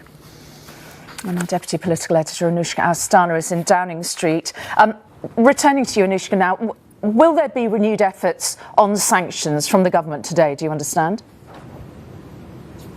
Yeah, I mean, I know that Boris Johnson is going to continue to push to try to get Russia pushed off that SWIFT platform. You know, when you were speaking to James Heapy earlier, it's clear that there are two parts to the sanctions effort here. One is trying to sanction individuals, and on that, some experts I speak to think that we are behind the US and the EU. As you pointed out, Mary, we are not naming as many people because they say there are these legal hold-ups. They're being very careful about going through that process before they actually put names down. That means that, for example, you know, a number of members of the Russian parliament, the Duma, haven't yet been named as part of sanctions, although we know that they are coming.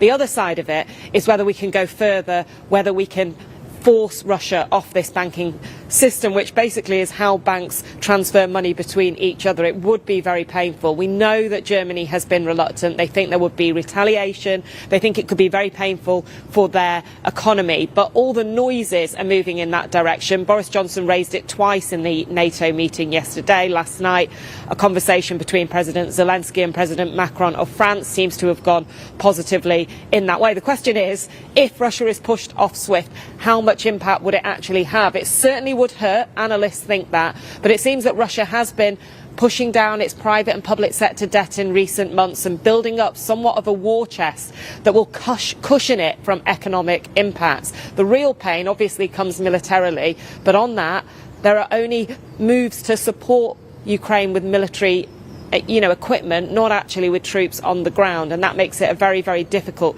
situation. Boris Johnson has talked about trying to get Putin to fail diplomatically, which has clearly failed, politically, economically, in which we clearly need more firepower. He does say, and eventually militarily, but as Robert has pointed out, there is absolutely no talk of that meaning we actually send troops.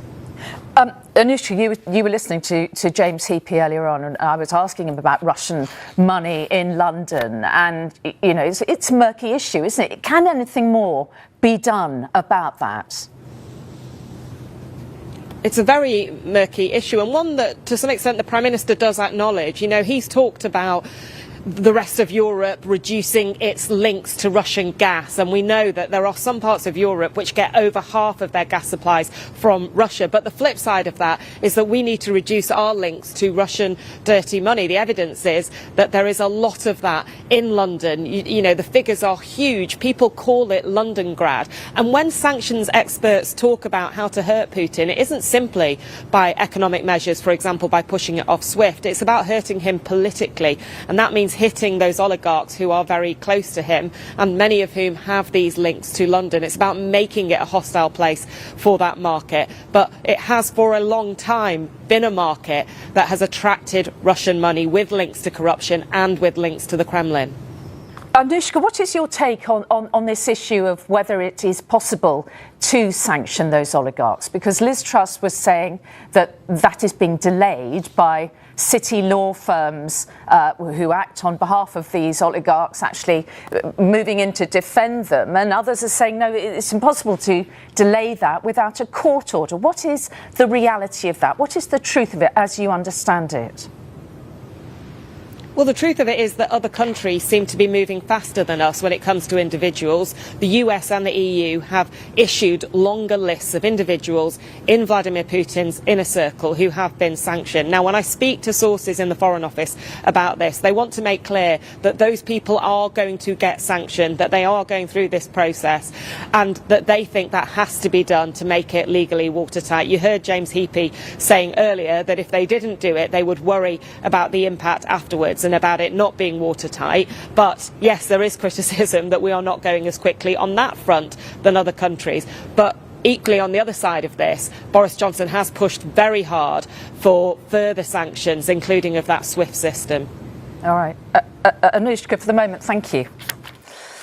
Now, thousands of people fleeing Ukraine have been seeking refuge in Poland over the border there, and our correspondent Lucy Watson is there. Lucy, what have you been seeing where you are? Well, Mary, you join me in a town called Cheshov, which is about 50 miles away from Ukraine. And it is acting almost like as the next stop for refugees. They come in at the border towns, right at the border, on trains from mainly, as we saw last night, from the capital of Kiev. And then they make another journey on to here. So in the next hour, we are expecting around 2 or 3 trains to come through here. And we're told they are special trains and they are just carrying women and children. Right, assembled behind me right now at the moment are just a few volunteer firefighters. They have brought supplies, there is water, there is food. Just a few moments ago, there was a whole host of people out here who have now gone inside the train station, ready to greet people when they come. The first train, I think, in the next hour. Now, what they are offering are beds in their own homes. They will have water for them. They will have drinks for them. This is an incredible act of solitude. People have just come here on a Saturday morning just to help these people, these very, very desperate people. Now, yesterday, we heard so many harrowing stories. We were right at the border last night. On the Ukrainian side, people are waiting for up to 6 to 12 hours once they reach the border to actually get across. Now, we saw reports of huge numbers of people waiting at almost like the gates, people who had to abandon their cars because they had run out of fuel. There was no access to toilets, no water or no food. Now, in Poland, there are 9 transit points, just like the ones we saw yesterday, set up for people to cross from Ukraine into this country. Now, the authorities are anticipating there could be around 1 to 4 million people making their way over here in the coming days. And the stories, the different tales of these families making the brave choice to leave their homeland, to leave their families behind, to come here frightened for their lives, quite frankly. Now, I saw a couple this morning just outside where we were staying, and it was a Ukrainian wife and her Dutch husband, and I spoke to them. The Dutch husband spoke very, very good English, and his wife was absolutely terrified. They made the journey yesterday. They got here late last night, and they have 2 small children, and what they were hoping to do was to get over to Holland today, but they just didn't know. They did have a bed last night, and I watched the mother dress up her children, put their hats, put their scarves on this morning, and armed them with colouring books. And this is the situation here right now. This is a situation that my children, those children, will learn about in their history books. Lucy Watson on the border with Poland, thank you. Let's move on now and speak to the Labour MP Stephen Kinnock. Thank you very much indeed for joining us, Mr. Kinnock, this morning. What do you think? Has this been a failure of Western foreign policy?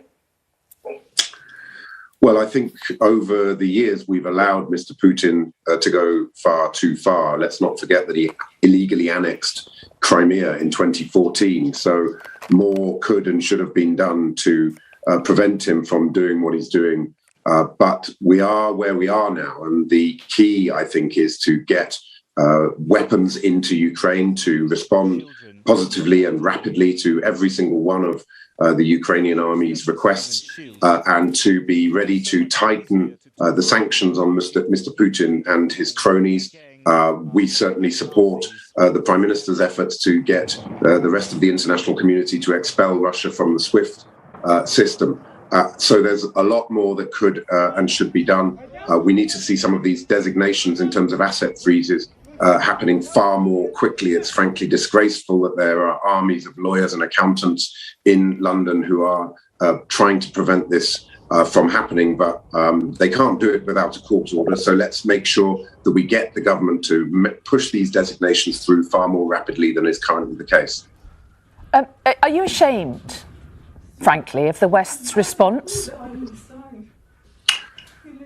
Well, NATO is a defensive alliance, and Ukraine is not a member of NATO. So putting combat troops into NATO, into Ukraine, was not an option. It's not on the table. But what I think we have to send a very, very clear message is that the Baltic states and Poland and other of those frontline European states are member states of NATO. And if Mr. Putin so much as considers putting a single military boot on the ground in any of those countries, then Article 5 of the NATO treaty will be triggered, and that will have the consequences that we all know. And that has to be absolutely clearly stated. What we are seeing now is extremely brave resistance and stiff resistance from the Ukrainian forces.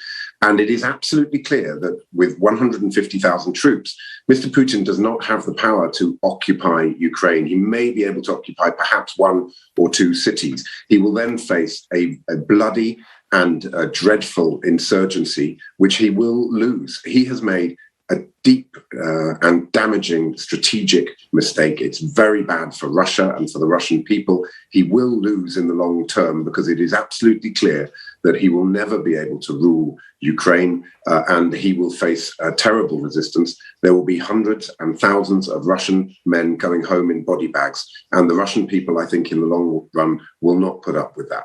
So in the long run, Mr. Putin has made a terrible mistake here, and we have to make sure that he pays the price.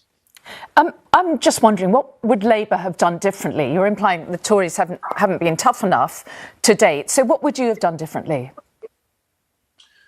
Well, I think if we go back in history to 2014 and the invasion of Crimea, there were a number of sanctions put in place then which weren't even properly implemented. Is it right that 4 years after the invasion of Ukraine, we were celebrating the FIFA World Cup in St. Petersburg? And in Russia, there's so many things that we could and should have done differently, particularly from 2014 onwards, where I think it was very clear to the world that Mr. Putin was trying to roll back the years and reinstate the Soviet Union, frankly, and those days are gone. So the much tougher sanctions, working much more closely with European allies to wean them off their over-reliance on Russian energy, oil and gas. And I think stopping the UK being so open to the dirty money that is washing through London, all of the reforms of Companies House that should have taken place, a register of beneficial overseas interests so we can see who's actually owning these companies, not gutting the National Crime Agency and preventing them from acting on fraud and against kleptocracy, the unexplained wealth orders. Why we only had 4 unexplained wealth orders since that was put in place since 2017. You have to ask the question, why is it that the Conservative government's been so slow on acting on Russia? Is it connected to the fact that they've received £4 million from people who have close connections to the Russian state, including the wife of a former finance minister under Vladimir Putin? So I think there's been a conflict of interest. I think the Conservative Party has taken money from Russia, and that's not been good for our national security or for our values. And Labour would have run that whole process in a very, very different way. Just picking up on our last reporter, Lucy Watson, who's on the border with Poland, and she was talking about a flow of refugees already fleeing Ukraine. You're the shadow immigration minister, as I understand it. What should Britain's policy be in terms of giving safe haven to people who are escaping Ukraine? So our understanding is that the vast majority of people who are coming to those bordering countries now, particularly Poland, but some of the others as well, they have no intention of going further. They want to stay as close as they can to Ukraine so that they can go back as soon as the Russian occupying forces have been defeated and expelled from their country. So the priority, I think, has to be on the Foreign Secretary and the Home Secretary reaching out to their counterparts in Poland and those other countries and asking very clearly what humanitarian assistance do they require? What support can Britain provide in terms of supporting the centres and the accommodation and the food and water and the basic necessities that those people are going to need? I think that has to be the top priority. And then I think looking at where we are in the UK, there are large numbers of Ukrainians already in the UK. We need to make sure that family reunion visas are expedited as rapidly as possible.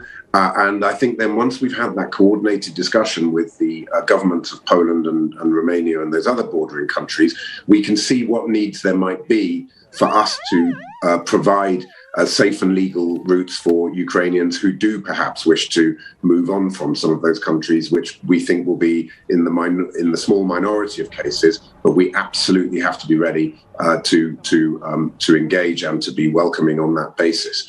But as I say, the top priority is to support those governments of those bordering countries, because that's where the pressure is going to be in the short to medium term. All right, Stephen Kinnock, thanks for your time this morning. Appreciate it. We're live on air with a special programme with the latest developments from Ukraine. Fighting has taken place on the streets of Kiev overnight. Russian soldiers launched an attack on the city at around 4 a.m. An apartment building was struck by a Russian missile in the early hours. The extent of the casualties is still not known. The violence has made its way to the centre of the city. Here you can see the aftermath of the morning's attacks. And this morning, the Armed Forces Minister James Heappey told this programme the UK sanctions are already being felt and the plan is to implement more. As a consequence of what President Putin has decided to do, and those wealthy Russians who find themselves no longer able to lead the life they wanted to lead in the UK, should reflect that that is a consequence of Putin's decisions. Well, I'm joined now by Sir Kim Darroch, who served as the British ambassador to the United States and previously as National Security Advisor and UK Permanent Representative to the European Union. Thank you very much for joining us this morning, Sir Kim. Now, the Ukrainians are asking for more support. Should we be helping them militarily? I think we should be sending military equipment to them. A number of countries have joined us and the Americans and the Poles in doing that. And I think that is one of the things that President Zelensky asked for when he last spoke to the Prime Minister.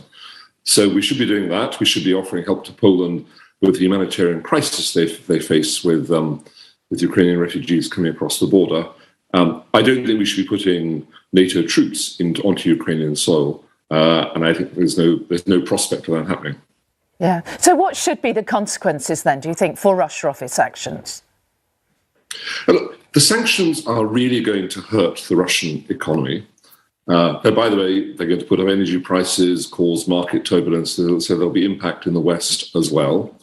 They're not really about deterrence, because we're past that now, and Putin is making his attempt to take Kiev and the eastern part of the country. So sanctions now are about raising the cost for Russia of what is happening, and you'd hope making them think again, putting pressure on Putin from all the oligarchs who will suffer from sanctions to find a way out of this. And I think it's important and right to press for international action on SWIFT.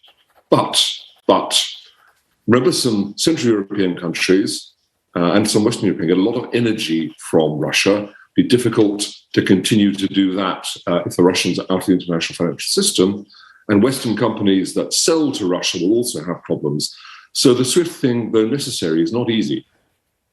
And there isn't universal support by any means within Europe for that, is there? The Germans don't want to support that, and the Italians are cautious too. So how can that be progressed? Well, I mean, remember, for example, Mary, just to take the example of Hungary, Hungary gets half its energy supplies from Russia. And if Russia's out of the financial payment system, they can say, well, we're going to stop supplying you energy because you're not going to be able to pay us. So there are real problems for some of the European countries with this. Nevertheless, my own feeling is that given what we're seeing in Ukraine, particularly what we're seeing in Kiev, then eventually countries will come round. But one shouldn't minimise the difficulties for them. Yes, indeed. Sir Kim, do you think the West has been asleep at the wheel in a sense? I mean, President Putin's been in power for 22 years. It has been clear, arguably, the direction of travel for some time, although I don't think many people actually anticipated that he would do this. But have we just let him get away with too much for too long? I think that's a very fair question, Mary, and I think we will need, but who knows when we see an end to these appalling scenes, at some point to really think about how we've handled this. Because as you say, with the the separatists in Georgia, who were encouraged by Putin and by Russia, with the annexation of Crimea, with the encouragement of the insurrection in eastern Ukraine. There's quite a long track record here. All that said, I thought your correspondent, Robert Moore, made a very strong point earlier when he said this is such an irrational, random, and high-risk act by Putin that you really have to question whether he is acting rationally anymore. I mean, this is an extraordinary thing to do, and I think it may take a long time, but I think it will end badly for him. Well, indeed, and I think Robert does have a couple of questions for you, actually. Yeah, Kim, hi. We're old friends, I should add. I was going to ask you exactly that question. What is your judgment about that? I mean, we've always perceived him, Vladimir Putin, to be ruthless but rational. Do you feel that we're now having to confront the fact that, in the Kremlin, we have an irrational actor, somebody who we can no longer predict, and someone who the intelligence community may either underestimate or badly get wrong? Yeah, I think it's a very good point. And as you say, ultimately, it's impossible to answer at the moment because we can't see inside his head. Look, he was a KGB operative who came up in the Soviet system and who is notorious for saying that the collapse of the Soviet Union was the worst day in world history. So we know where he's coming from. But you saw that extraordinary performance with his National Security Council a few days ago, in which his behavior looked, frankly, borderline unhinged. You saw that angry speech that he was making yesterday, and you've seen what is going on now. Whatever else was in Russian plans, you can guarantee that still fighting on the outskirts of Kiev with the prospect, a terrible prospect of house-to-house fighting if they're going to take this city, and all the casualties on both sides that would cause, that can't have been the plan. So it's not going well for him. I think we'll have to watch closely whatever he says in public in the next few days to see just how he is taking it. But he hasn't looked very rational in the last few days. Kim, what was your judgment about the performance at the UN? I mean, are you disappointed? Do you think Downing Street and the White House are disappointed that the UAE, India and China all abstained? I mean, China, I guess, not a surprise. Abstention often is its default position. But, the UAE and India in particular, I mean, not condemning this aggression? I think China was predictable, Robert.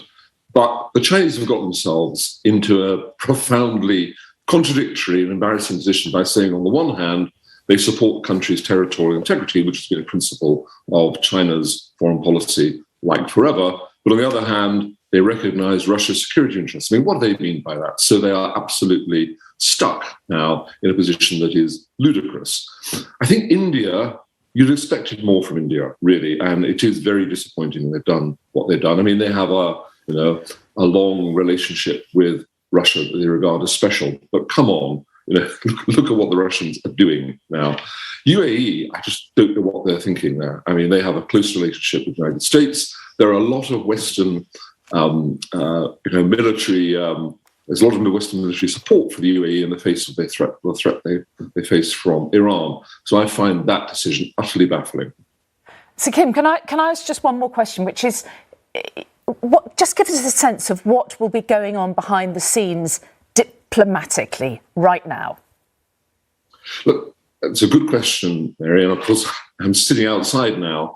I think that, first of all, between the Western allies, between Washington and London and Paris and Berlin, there will be a lot of contact, hourly contact about how things are going, about the prospect for imposing this new round of sanctions, action on SWIFT, all of this sort of stuff. So those telephone lines, those email lines will be hot and will be in constant use. There are ways, as Robert said earlier, always of getting messages through to Russia. My guess at the moment is they're waiting to see if Russia's going to move. I mean, things are not going that well for them, on the battlefield. So they're waiting to see, first of all, if there's any intelligence on what's going on inside the Kremlin. Though that's a real stretch. I have no idea whether we have any of that. And then they will be thinking about whether there are channels to Russia through which we can use or which they might activate to say, come on, think about a ceasefire. This isn't going well for you. It's going to get worse. Well, let's try and get back to diplomacy. But This is guesswork, and it may be that Putin, in his present mood, just going to stick with the military option, however badly it's going for him. All right. Sir Kim Darroch, fascinating stuff. Thank you so much for your time this morning. Well, protests against the invasion have been taking place around the world. Ukrainians and Russians in major capitals have joined each other to protest together outside embassies. From Washington, our US correspondent Emma Murphy sent us this report. Freedom is not free! Freedom is not free! Freedom is not free! Their countries are at war. Freedom is not free! Yet 5,000 miles away, Ukrainians, Russians and Belarusians are united in desperation. Their frustration directed at some of the most powerful men in the world for their action and inaction. You just can't imagine how scary it is to call your mom and hear how the planes are flying and hear her scared voice trying to be strong for you because you're her child. And we're here and we can't do anything about it. So all we want is just to the rest of the world to support us. It's our families. For President Biden, we need much stronger sanctions. What we have right now, it's not enough. It doesn't scare him. We all can see he's not scared of all the sanctions, He knows what he's doing. We need full support. For these Russians, the war is not fought for the honor of their flag, but the dishonor of their president. I think that Putin is a war criminal, and this is a criminal against humanity, and I'm so sorry about that. That Belarus has offered its land as a staging ground for Russian adventurism has brought shame for some.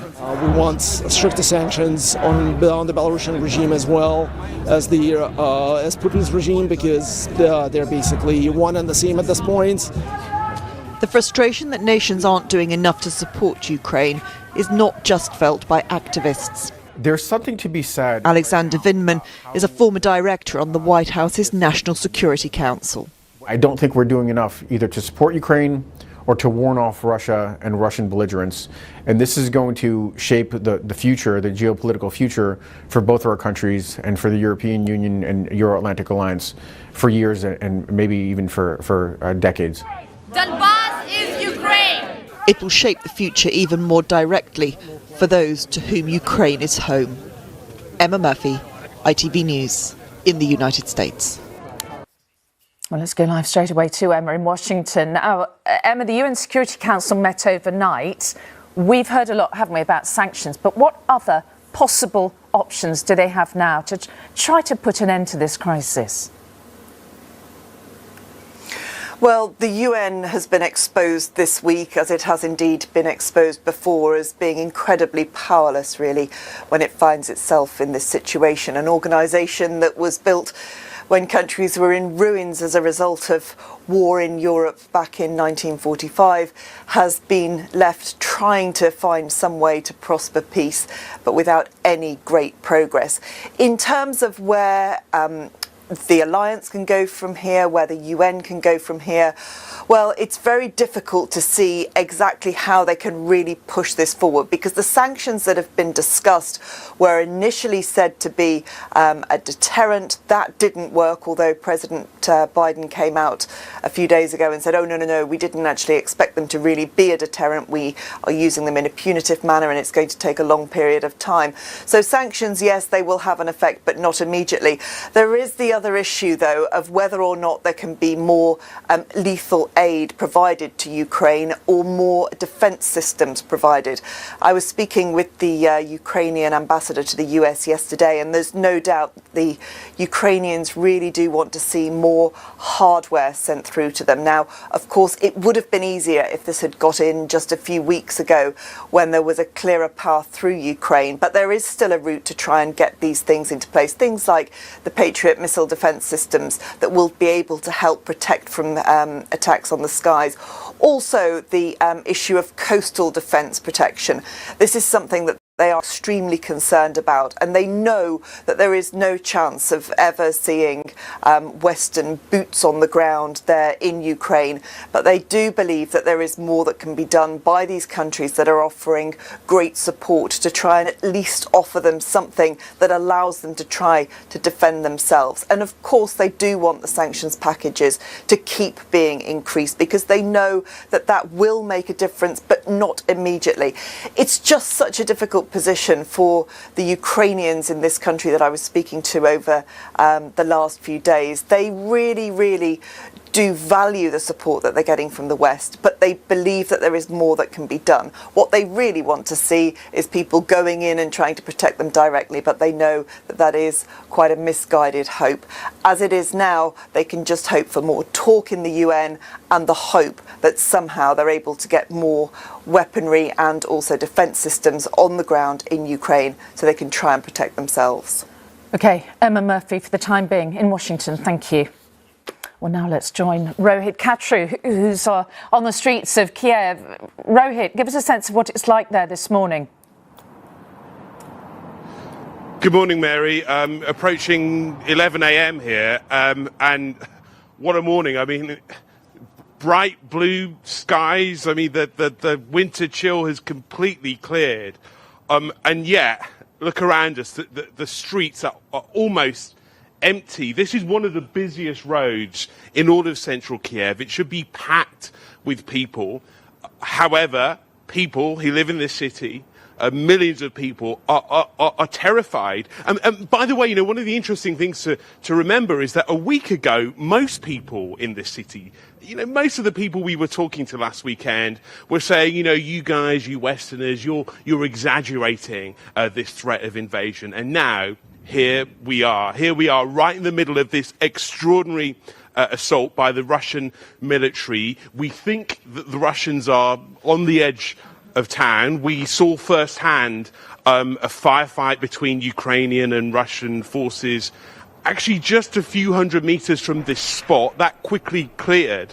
But we're hearing about incidents all over the city. I'm going to take you around, Mary, show you some of the stunning buildings around here. The foreign ministry is over in this direction, and crucially, the presidential palace is over there in that direction. And it is assumed that if the Russians get here, will be one location that they will be trying to target. And in between, we have these sort of impromptu bunkers, people huddling down. The metro station, where actually last night a baby was born, as people across this city converged, huddled together with blankets and with food rations to keep warm and to support each other through the night. And actually, down towards the presidential palace, we saw a message that was recorded by the president, who, you know, a few months ago, you know, here's someone who was a comedian, a TV presenter, an actor, who is now leading this country. I think in some foreign governments, he was sort of looked on a few months ago as almost a joke figure. Not today. He was offered evacuation to the United States. We're learning from some new reporting from the Associated Press. And what he said was, I need ammunition, I don't need a ride. And, you know, it's hard to judge some of these comments. It's hard to judge some of the things that we're hearing from the military here, because, of course, those words have an impact. And, of course, everyone wants to add, you know, good feelings to their side, to the troops on their side. But what we're hearing from Western governments, what we heard from a very senior British military source last night and from a Pentagon source, is that the sense is that the Russian attack is losing some momentum. Western governments are saying that they have been impressed by the resistance that the Ukrainian side have been putting up. But the reality is this, Mary. We heard of close to 200,000 troops around the borders of Ukraine a few days ago. And the assessment from governments like the UK's is that perhaps only a third of them are within the country already. So the Russian side has plenty in reserve, and everyone here knows this. some of the busy shops are down there. This is a major. In fact, let me show you this crossroads here. It's one of the busiest interchanges anywhere in Kiev, and we've been watching over the last few days of the sort of streams of traffic going every single way. Well, today there is nothing. This is the headquarters of the Metropolitan Police here. This is where the police operation is being led from, and actually me and the team I'm with, as soon as the airstrikes started a couple of days ago, we were right here, and we saw 4, 5 a.m. officers rushing into the headquarters, panicked. They were absolutely shocked and stunned by what was going on. Look, we've got an Uber driver here. I think he's pretty much the only one. Only cab you can get around here, I think. And down this direction, down the hill, is the big metro station, the big subway where people are gathering and are treating as a focal point. And and really, Mary, there is so much anxiety here because everyone knows the possibilities, but the reality is that no one knows what's happening next. And, everyone knows that the next few hours will be crucial. It's eerily quiet here, but the quiet is very occasionally, and last night very often, interrupted by airstrikes. And there were periods of sustained bombardment, which we haven't heard yet overnight. The fighting perhaps just a few miles away, and everyone waiting to see what happens next. Rohit, just operationally, I know that viewers are very curious to understand how you are reporting this story. How do you get around? How do you, as much as you can, ensure that you're safe? Because you were out with Ukrainian volunteers yesterday, right in the line of fire, weren't you? So how does it actually work?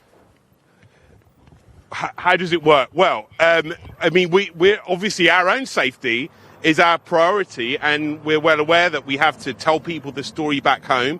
We are facing the same dangers as everyone else in terms of, for example, access to food. Very few shops are open. There are curfews, which are early. But we're following the same protocols as everyone else. So, an airstrike happens, and then we head into the bunker in the location where we're staying, and we find with us dozens of other journalists from around the world, shoulder to shoulder in precisely the same situation. And as you can see, we head out onto the streets. We're wearing our safety gear. If we hear an air raid siren, as often happens, or we hear the sound of explosions or fighting, we put on our helmets, and our entire team is doing precisely the same. So, operationally, it is difficult for us. However, we're all well aware that for us, it's very easy to leave at the moment. For 3 million people in the city, it really isn't. All right, Rohit, thank you so much for that. Stay safe. And we're now joined by Alina Frolova, a former Deputy Ukrainian Defence Minister who's advising the Ukrainian Defence Ministry now. And Alina joins us from Kiev. Thank you so much for your time this morning. We've just been speaking to our reporter on the streets of Kiev. What is going on from your point of view? Let's be correct. I'm not advising the Ministry of Defense for now. Ministry of Defense is doing their job well without any advisors, as well as armed forces. Referring what your journalist just said, that no one knows what would be next. I should tell we know what would be next. We will win this war, because all the Ukrainian population are absolutely sure about this. Yesterday, from all the UK channels, I got only one question: that will you stand one day more? I should tell you that you don't very good estimate what we can do and our capabilities. For the last only 2 days, Russia lost more than 3,000 people, and more than a huge number of techniques, 10 jets, and it would be more. So because we have very strong army, We have huge resilience of population. The population is now with weapon, which was issued.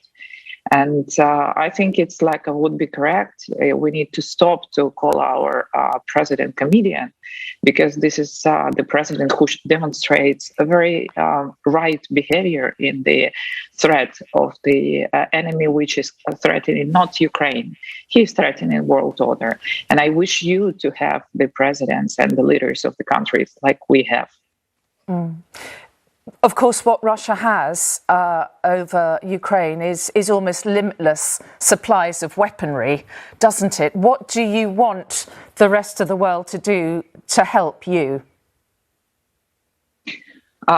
First of all, I want the rest of the world start to be a little bit faster, because this is actually the situation which we were announcing a few months ago, and saying that NATO, please create some kind of storage on the border with Ukraine. So if the situation would be crucial, we won't lose any day for supply of the weapons.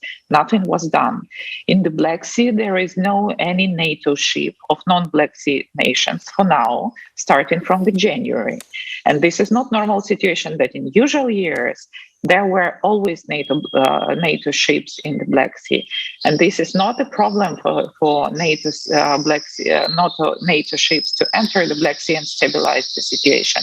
Russians will never attack NATO, because they actually are quite fear of any power which prevails. I think for them it was like a great surprise that Ukraine can prevail, but we are prevailing on the battlefield now. We need more supply of weapons. We need more supply for territorial defense. This is like an individual defense, like helmets and all the other. We need supply of medical supplies now, which will assist us. Probably fuel. I don't know the exact capacity which we have now, but I expect it should be a case in the nearest. And yes, as I said, that you need to make a decision and finally come and do something in the Black Sea. Well, just entering will change the situation. All right. Alina Frolova, thank you so much for talking to us this morning. We are on air with a special programme with the latest developments from Ukraine. Fighting has taken place on the streets of Kiev overnight. Russian soldiers launched an attack on the city at around 4 a.m. An apartment building was struck by a Russian missile in the early hours. The extent of the casualties is still not known. The violence has made its way to the centre of the city, and here you can see the aftermath of the morning's attacks. Also this morning, the Armed Forces Minister James Heappey told this programme the UK's sanctions are already being felt and the plan is to implement more. As a consequence of what President Putin has decided to do, and those wealthy Russians who find themselves no longer able to lead the life they wanted to lead in the UK should reflect that that is a consequence of Putin's decisions. Good morning. We're here with the latest on the situation in Ukraine and at its borders after fighting broke out in Kiev early this morning. Ukrainians have been defending the capital from Russian troops. Attacks have been made on an apartment building while a power station on the outskirts has come under attack. 2 Russian planes are thought to have been shot down on the outskirts of Kiev. And this is the scene in the capital, Kiev, this morning. We'll be live with our team there, and our correspondent Robert Moore is here for analysis. First, our correspondent Geraint Vincent has the latest. Russia likes to say its operation in Ukraine is about protecting civilians. The missiles tell a different story. One slammed into a block of flats in Kiev this morning.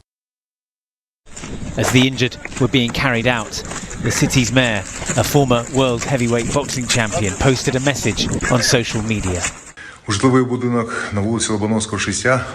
Vitaly Klitschko urged people to stay calm and to stay in the shelters. The enemy, he said, will attack from the air. The fighting in the Ukrainian capital was fierce throughout last night. The country's military says they repelled several Russian attacks on the ground. Here, soldiers step through the remains of a Russian convoy. Also on social media this morning, the Ukrainian president in Kiev, keen to dispel any fake news of his departure or demise. I am here, said Volodymyr Zelensky. We will not lay down our weapons, we will defend our country. As the battle for Kiev is being fought in the streets and in the neighbourhoods, a Ukrainian opposition MP is among those who've taken up arms. Earlier this morning, she told us why. I'm so angry that right now I am a woman. I have to bear arms and I have to fight the tyranny that just decided that they would take what is ours, that they would come and try to throw me away from my house, they would scare my family and then try to change the way that my country works. And when you're very angry, there is no place for the fear. Yesterday, Ukrainian soldiers could be seen stocking up on ammunition in the central districts of Kiev. Filmed with some of them as they took up and then fell back from positions on one of the bridges in the face of the Russian advance. Part of the Russian strategy here is now very clear: to take control of the Ukrainian capital and unseat the government. But that plan is not being executed as quickly or as easily as they would like. For a second day yesterday, they were still sending attack helicopters to join the battle to take a key airbase on the outskirts of the city. And this morning, Ukrainian forces claim to have shot down 2 Russian transport planes, which were bringing in airborne troops. In New York, late last night, a meeting of the UN Security Council failed to pass a resolution aimed at stopping the war because Russia vetoed it. But Ukraine's ambassador took the opportunity to respond to Vladimir Putin's appeal to the Ukrainian army to turn on their own government. Your today's call of your president to the Ukrainian army to remove the government of Ukraine, are you crazy? These satellite pictures from Ukraine's border with Romania show lines of traffic, Ukrainians fleeing the fighting. In Kiev, those who can't leave or who have chosen to stay find shelter in the city's metro stations, beneath a city which, for the moment, is still free. Geraint Vincent, ITV News.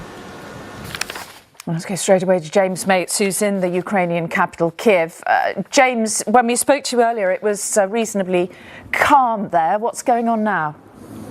There have been a few outbreaks of small arms fire that we've heard. Anything like last night. As Geraint says, the city is still free, and that is clearly the case this morning, that there is a lull in the fighting. It was the second night in which Russians have made a thrust towards the city centre, quite clearly part of their decapitation strategy, trying to capture the centre of the city, trying to capture or kill the government. The President, Zelensky, has made a video of himself walking around in the centre of the town. It's understood the Americans offered to help get him out of the capital yesterday, fearing for his safety and fearing for what would happen if he was captured or killed. He said, no, please don't send aircraft to get me out or troops to get me out, send ammunition to help us fight. So he is staying, and for the time being the city is resisting a very serious Russian effort to capture it. And James, what is your plan for what you're going to be doing later today? What's going to be happening? It depends on events very much so, and we are right in the centre of the city here. Some people have been leaving this morning. Some of the press who remained here. There aren't really all that many of us left. But for the time being, it seems secure where we are. There's a bunker under the hotel where we're broadcasting from, and we have all the protective equipment we can have and security advisors here. And we certainly all feel that it is really important that whatever happens in this city is documented, and that that people are here to witness what happens and to let the world know what happens. Indeed. James, look after yourself. Stay safe. Thank you. I'm joined now by Ed Davey, the leader of the Liberal Democrat Party, and he's in Edinburgh this morning. Mr. Davey, your thoughts on what we've seen and what we've heard overnight? I think the scenes from Kiev are just so shocking and appalling, and we have to salute the bravery of the Ukrainian people and their army. And I think the UK government, with our allies, has to dramatically increase the humanitarian response to help those refugees. And we have to go much further in isolating Russia and making it clear that it is now a rogue state. We have to totally isolate Russia and Putin. What is your sense of how the government has dealt with this so far? Do you support what Boris Johnson has done? I think it's really important that we all say together, cross-party, across all the Western countries, that we are united in our opposition to Putin and united in our support for the people of Ukraine. I do hope, however, the government will go further in a constructive cross-party way. I want them to be far, far tougher on Russia with sanctions, whether it's on the financial sector, on the commercial sector, or on the cultural sector. You know, it cannot be right that we're not going further on isolating Russia with the SWIFT financial system. We need to be really clear that British businesses should not be investing in Russian businesses and inadvertently, therefore, helping the Putin regime. And we need to make sure that cultural and sports ties are completely cut off. You can't be playing football with Russians or any other sporting or cultural events. The whole of Russia, Putin's Russia, must be completely and utterly isolated. But we are enmeshed, aren't we? Russian companies hold big stakes in British companies. It's not a simple business, is it, to actually cut them off and exclude them? Has implications. Well, you're right to say that there is that linkage.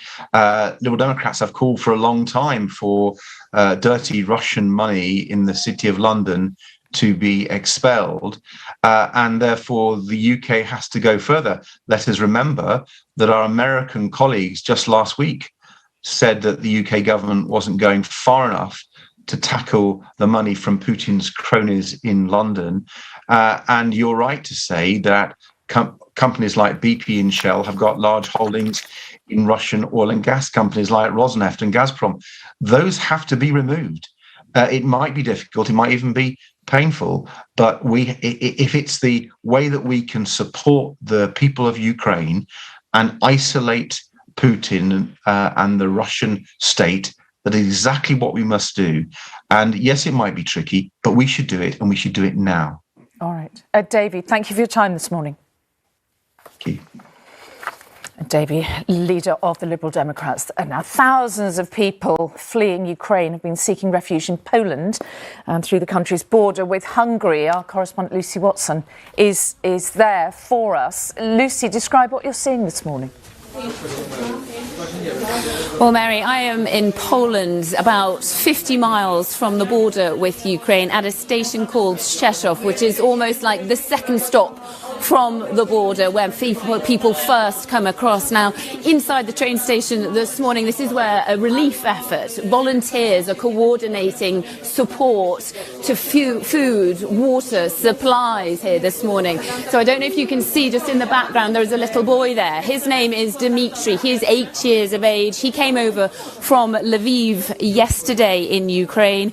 He's a refugee. It took him hours to walk here, and his intention with his family is to make his way to Austria today. But in the meantime, he is helping to put aid into bags, sweets for other children who are expected to come in on trains in the next half an hour. Now, the first train from one of those border towns, if I just walk through here, as you can see, it's quite chaotic, it's quite busy. People are telephoning their own relatives to come and help. And many of these volunteers have just come here this morning to offer beds to offer food, just to offer their help. Some people have driven from Warsaw, which is some 5 hours away. Now, as I say, there are 2 trains, potentially 3 coming in, specifically this morning, with women and children on board from those border towns who've made it across from Ukraine and are now seeking refuge here in Poland or beyond. So many times through history, train stations have been these makeshift refugee centres, and this, it seems, is no different. Now, many of these trains, as I say, are going to be filled just with women and children, and that is because many of the men on board who first got on those trains are being taken off. They're being asked to go back and fight. And probably the most harrowing conversation experience that I've had in the last 24 hours since we arrived in Poland was just a few moments ago before you came to me, Mary, and we were speaking to a man from Ukraine and his 2 daughters, Darina and Sofia. Now, their plan right now is a volunteer is taking them to Warsaw. They made it here overnight. Their mum is a police officer in the capital, in Kiev. He is taking his children now to Warsaw with a volunteer where they will be safe. Then he, their father, is going back to Ukraine tonight because he wants to fight. The level of solidarity here from the Polish people is extraordinary, but the level of bravery from Ukrainians is outstanding. It is remarkable. Lucy, thank you. It is remarkable, isn't it, Robert? The resilience, the resolve of the Ukrainian people not to lie down and take this. And this is day 3, Mary. You know, we could be in 3 weeks of war. We could be in 3 months. 3 months of warfare. This could be a grinding conflict in the heart of Europe for potentially for years. So this is going to test Ukraine's resilience, but it's also going to do something more. It's going to test NATO's resolve. It's going to test the fundamental foundations of the sort of security architecture that Europe has had in place since the end of the Second World War. So everyone is being tested, you know, the EU, the Transatlantic Alliance, NATO, and it is unclear. You know, we have to be humble about this of what we don't know. We don't know how this is going to play out. We don't know whether President Putin is going to try and, seize more territory, whether he might push further west in Ukraine, or whether he might be open in a few days' time to some sort of diplomatic initiative that might come out of nowhere. So it's really important to say what we don't know. This is a battle for the sort of soul of Europe, if you like, and these are dramatic days in which the outcome is not at all clear. They certainly are, and always the risk that Russia will unleash greater forces, weapons and so on. You and I haven't talked yet about cyber warfare, have we? And that is something, cyber is something that Russia is very good at. Yeah, this is an interesting aspect of this. You know, we tend to focus on what is visible, you know, the destruction, the cruise missiles, amphibious landings, tank convoys going through the streets of eastern Ukraine or coming in from the Russian borders. What will be one of the fascinating insights into this is going to be about cyber warfare. What is going on? Are GCHQ and the NSA in the United States, are they trying to either track or even to be proactive in taking down some Russian military systems? We don't know that yet, but cyber warfare, this is an incubator, if you like, of cyber warfare, and we will wait to see how it unfolds. All right, we'll talk more about that in just a moment, but right now we're going to go back to Rohit Khatri, who's live on the streets of Kiev. Rohit, what are you seeing there this morning? What's going on? Can you just tap well, I mean, the streets, as I said earlier, are almost totally silent. Attention is occasionally caught by, a race of military activity, a small group of soldiers. We just saw something over here. There's perhaps half a dozen soldiers there who appear to be detaining somebody. We don't know very much at all about the circumstances of what's happening here. What we do know is that all around us, all around this square, soldiers and police officers are incredibly wary. This is such a high-profile location, and so there's particular focus on this sort of 100-meter square area around us. And we know that one of the fears from the Ukrainian agencies has been both the threat posed by so-called Russian saboteurs, but also the possibility, as outlined in intelligence reports, that there might be people inside the government who actually back the Russians, who have actually been perhaps even working for the Russians. And that sort of trend has been going on since the end of the Cold War, frankly. We'll keep an eye on the situation over here. But, you know, the police and the authorities are incredibly wary. In fact, you know, just an hour ago, I was brought into a police office, this building right here. People were asking me what we are doing. They wanted to see our journalistic credentials and our accreditation. And even though I was wearing a big vest with press on, it really shows that people are worried. In fact, have a look down here, Kenny. I don't know if you can see that. What's going on there, Rohit? There's yeah, I don't know if you can see this. There's police and soldiers who appear to be are they detaining someone too? They look like that, yeah. There we are. They're putting him inside the back of a police vehicle. Two armed officers, two soldiers who have been coming. I think that's in a southerly direction. You know, obviously suspicion is high. Tensions heightened too. And, you know, we're hearing many stories about people who are being rounded up, put in police stations, interrogated, but then released shortly afterwards. And so the simple sight of someone being thrown into the back of a police car is obviously no evidence of any wrongdoing. But I think what it is evidence of is the general mood, the general nature of everything we're seeing around here. In fact, the only people on the streets here on the busiest day, what should be the busiest day of the week, and that's air raid sirens. So this is a really familiar kind of pattern now where everyone has to, you know, people are pretty used to it now. These air sirens go off perhaps once an hour and everyone has to run for cover. Some people into the bunkers. Let's take cover under this shelter here outside this is the headquarters of the municipal council building, really, and the part of the Ministry of Foreign Affairs. So you can hear the air raid sirens too. It doesn't necessarily mean that it does. I guess you don't know what's going to happen. A convoy of police vehicles, I don't know if you can still hear me, Mary. A convoy of police vehicles just went shooting down from the police station where we just were, down this thoroughfare as the air raid sirens sound right above us. So, you know, there's a lot going on. And this on what is could be on the streets, Rohit, of a modern European capital city, the capital of a democracy. Yeah. That's Ukraine. Absolutely. Yeah, and we are at the heart of Ukrainian democracy. The parliament is not very far away. These are government buildings everywhere. These are the big hotel chains. You know, there's a Hyatt Regency there, an Intercontinental there.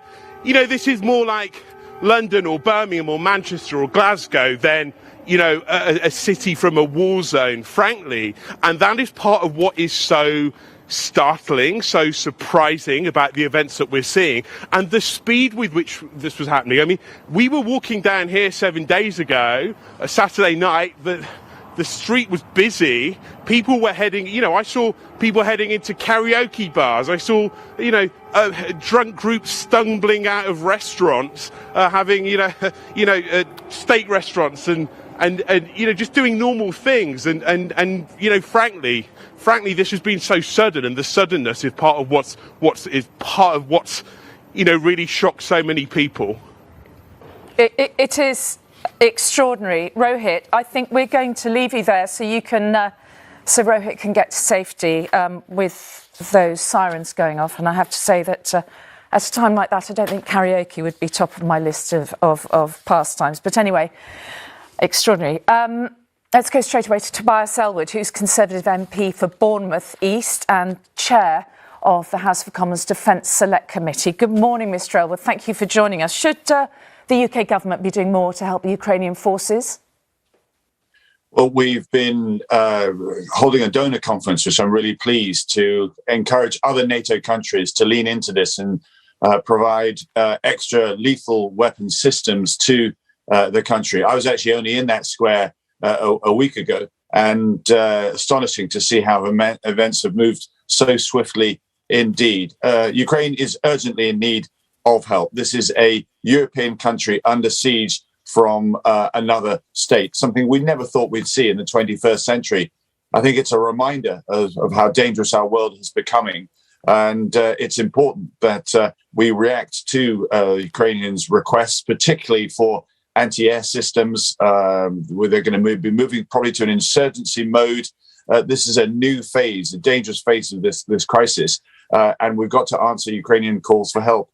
Yeah, indeed. Mr. Ellwood, you said none of us expected to see this, and even a week ago we were hoping it wouldn't happen. But have we missed a trick in a sense in the West? You know, we knew what Vladimir Putin was like. This is not a surprise in some senses, is it? Have we been taken for fools, do you think, by Russia? Oh, completely. And we need to recognise that there are huge lessons to be learned in understanding the wider geopolitical picture that is now changing in front of us. I asked 6 months ago for a NATO division to move into Ukraine so we can actually defend democracy, not to start a war, but to prevent it. It's the one asset that Putin actually fears, and that's the formidable NATO alliance. But we actually declared publicly that we would not use them simply because Ukraine was not part of NATO. I remember serving in Bosnia.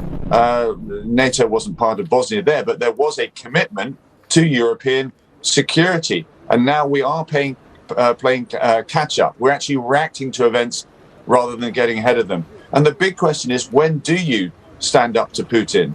Do you, make sure that you hold him back today, or do you allow him to advance and end up having a bigger battle later on when you realize what his intentions are? Things won't stop here. Let's make this very, very clear. Putin's ideological intention to expand his sphere of influence will go way beyond Ukraine. So with a lot of head scratching for the West to do, to realize that we need to recognize what we believe in, what we stand for, and what we're willing to defend. Mr. Ellwood, my colleague Robert Moore has a question for you. He's sitting beside me. Yeah, it's clear, it's Robert Moore here in the studio. It's clear that we're not going to get engaged in a sort of military sense in Ukraine, not even in imposing a no-fly zone. What would your view be of whether we should engage in the shadows? For example, should we engage in cyber warfare against Russian forces who are on the ground in Ukraine or who are poised on the borders? What about cyber warfare as a sort of shadow option for GCHQ, for the NSA? Is that something you think is on the agenda, should be on the table? It absolutely should. We should recognize that there is a massive amount of sub-threshold threat that Russia provides, and also don't distinguish between main military engagement. We seem to, as you're implying, segregate, conventional intervention versus cyber and so forth. Russia doesn't operate that anymore. Their doctrine, their protocols mixes all this together. The civilian and military attacks and so forth is all part of the same collective. The character of conflicts has changed, but our response to it has not. We're still fighting, if you like, in the same characteristics as we've done in previous wars. There are many ways that we can provide assistance to defend Ukraine and Ukraine's sovereignty, other than simply putting in boots on the ground. But I would go back and say, we need to reconsider this no-fly zone, let's say west of the Dnipro River, because that would change the optics here. Yes, we will be looking Putin in the eye and saying, are you going to ratchet this up? But I make it very, very clear, if we don't stand our ground now, where will this go? And don't forget, there are other adversaries around the world, namely China, watching very carefully how the West reacts here. And if we seem to be timid, if we seem to be risk averse, China will take full advantage of that weakness too. All right. Tobias Ellwood, Chair of the Defence Select Committee. Thank you. Thank you. It's sobering stuff, isn't it, Robert? And really interesting what he said about this sort of sub-threshold Western intervention. This is, fascinating, is whether we will get involved in sort of activities like cyber warfare against Russian forces to try and limit the visibility of, Russian pilots flying over Ukraine, or to try and interfere. So it does raise the question of whether things are going on behind the scenes that we do not currently have visibility about. But undoubtedly, I think what this program has kind of, coalesced is this sense that not only Ukraine is in this battle, but there is a sort of proxy war between democracy and autocracy, that lots of kind of malign actors around the world are watching very carefully to see how the NATO alliance, how the European Union, how Washington is reacting. There are real concerns going forward. If you went forward a couple of years, there is the possibility of an axis where we have President Xi in China, an emboldened president, and maybe an irrational President Putin in Moscow, and potentially the return of Donald Trump in Washington. So, it is feeling like the axis in the international community is at a kind of pivot point, and there are some very real strategic risks ahead. This is not the end of the story, as we've so often said. This is a beginning, not just of a battle for Ukraine, but a battle for the soul of European democracy. We just have a minute or so left on the programme. I just want to get a final thought from you on President Biden's role within this. Is he up to it?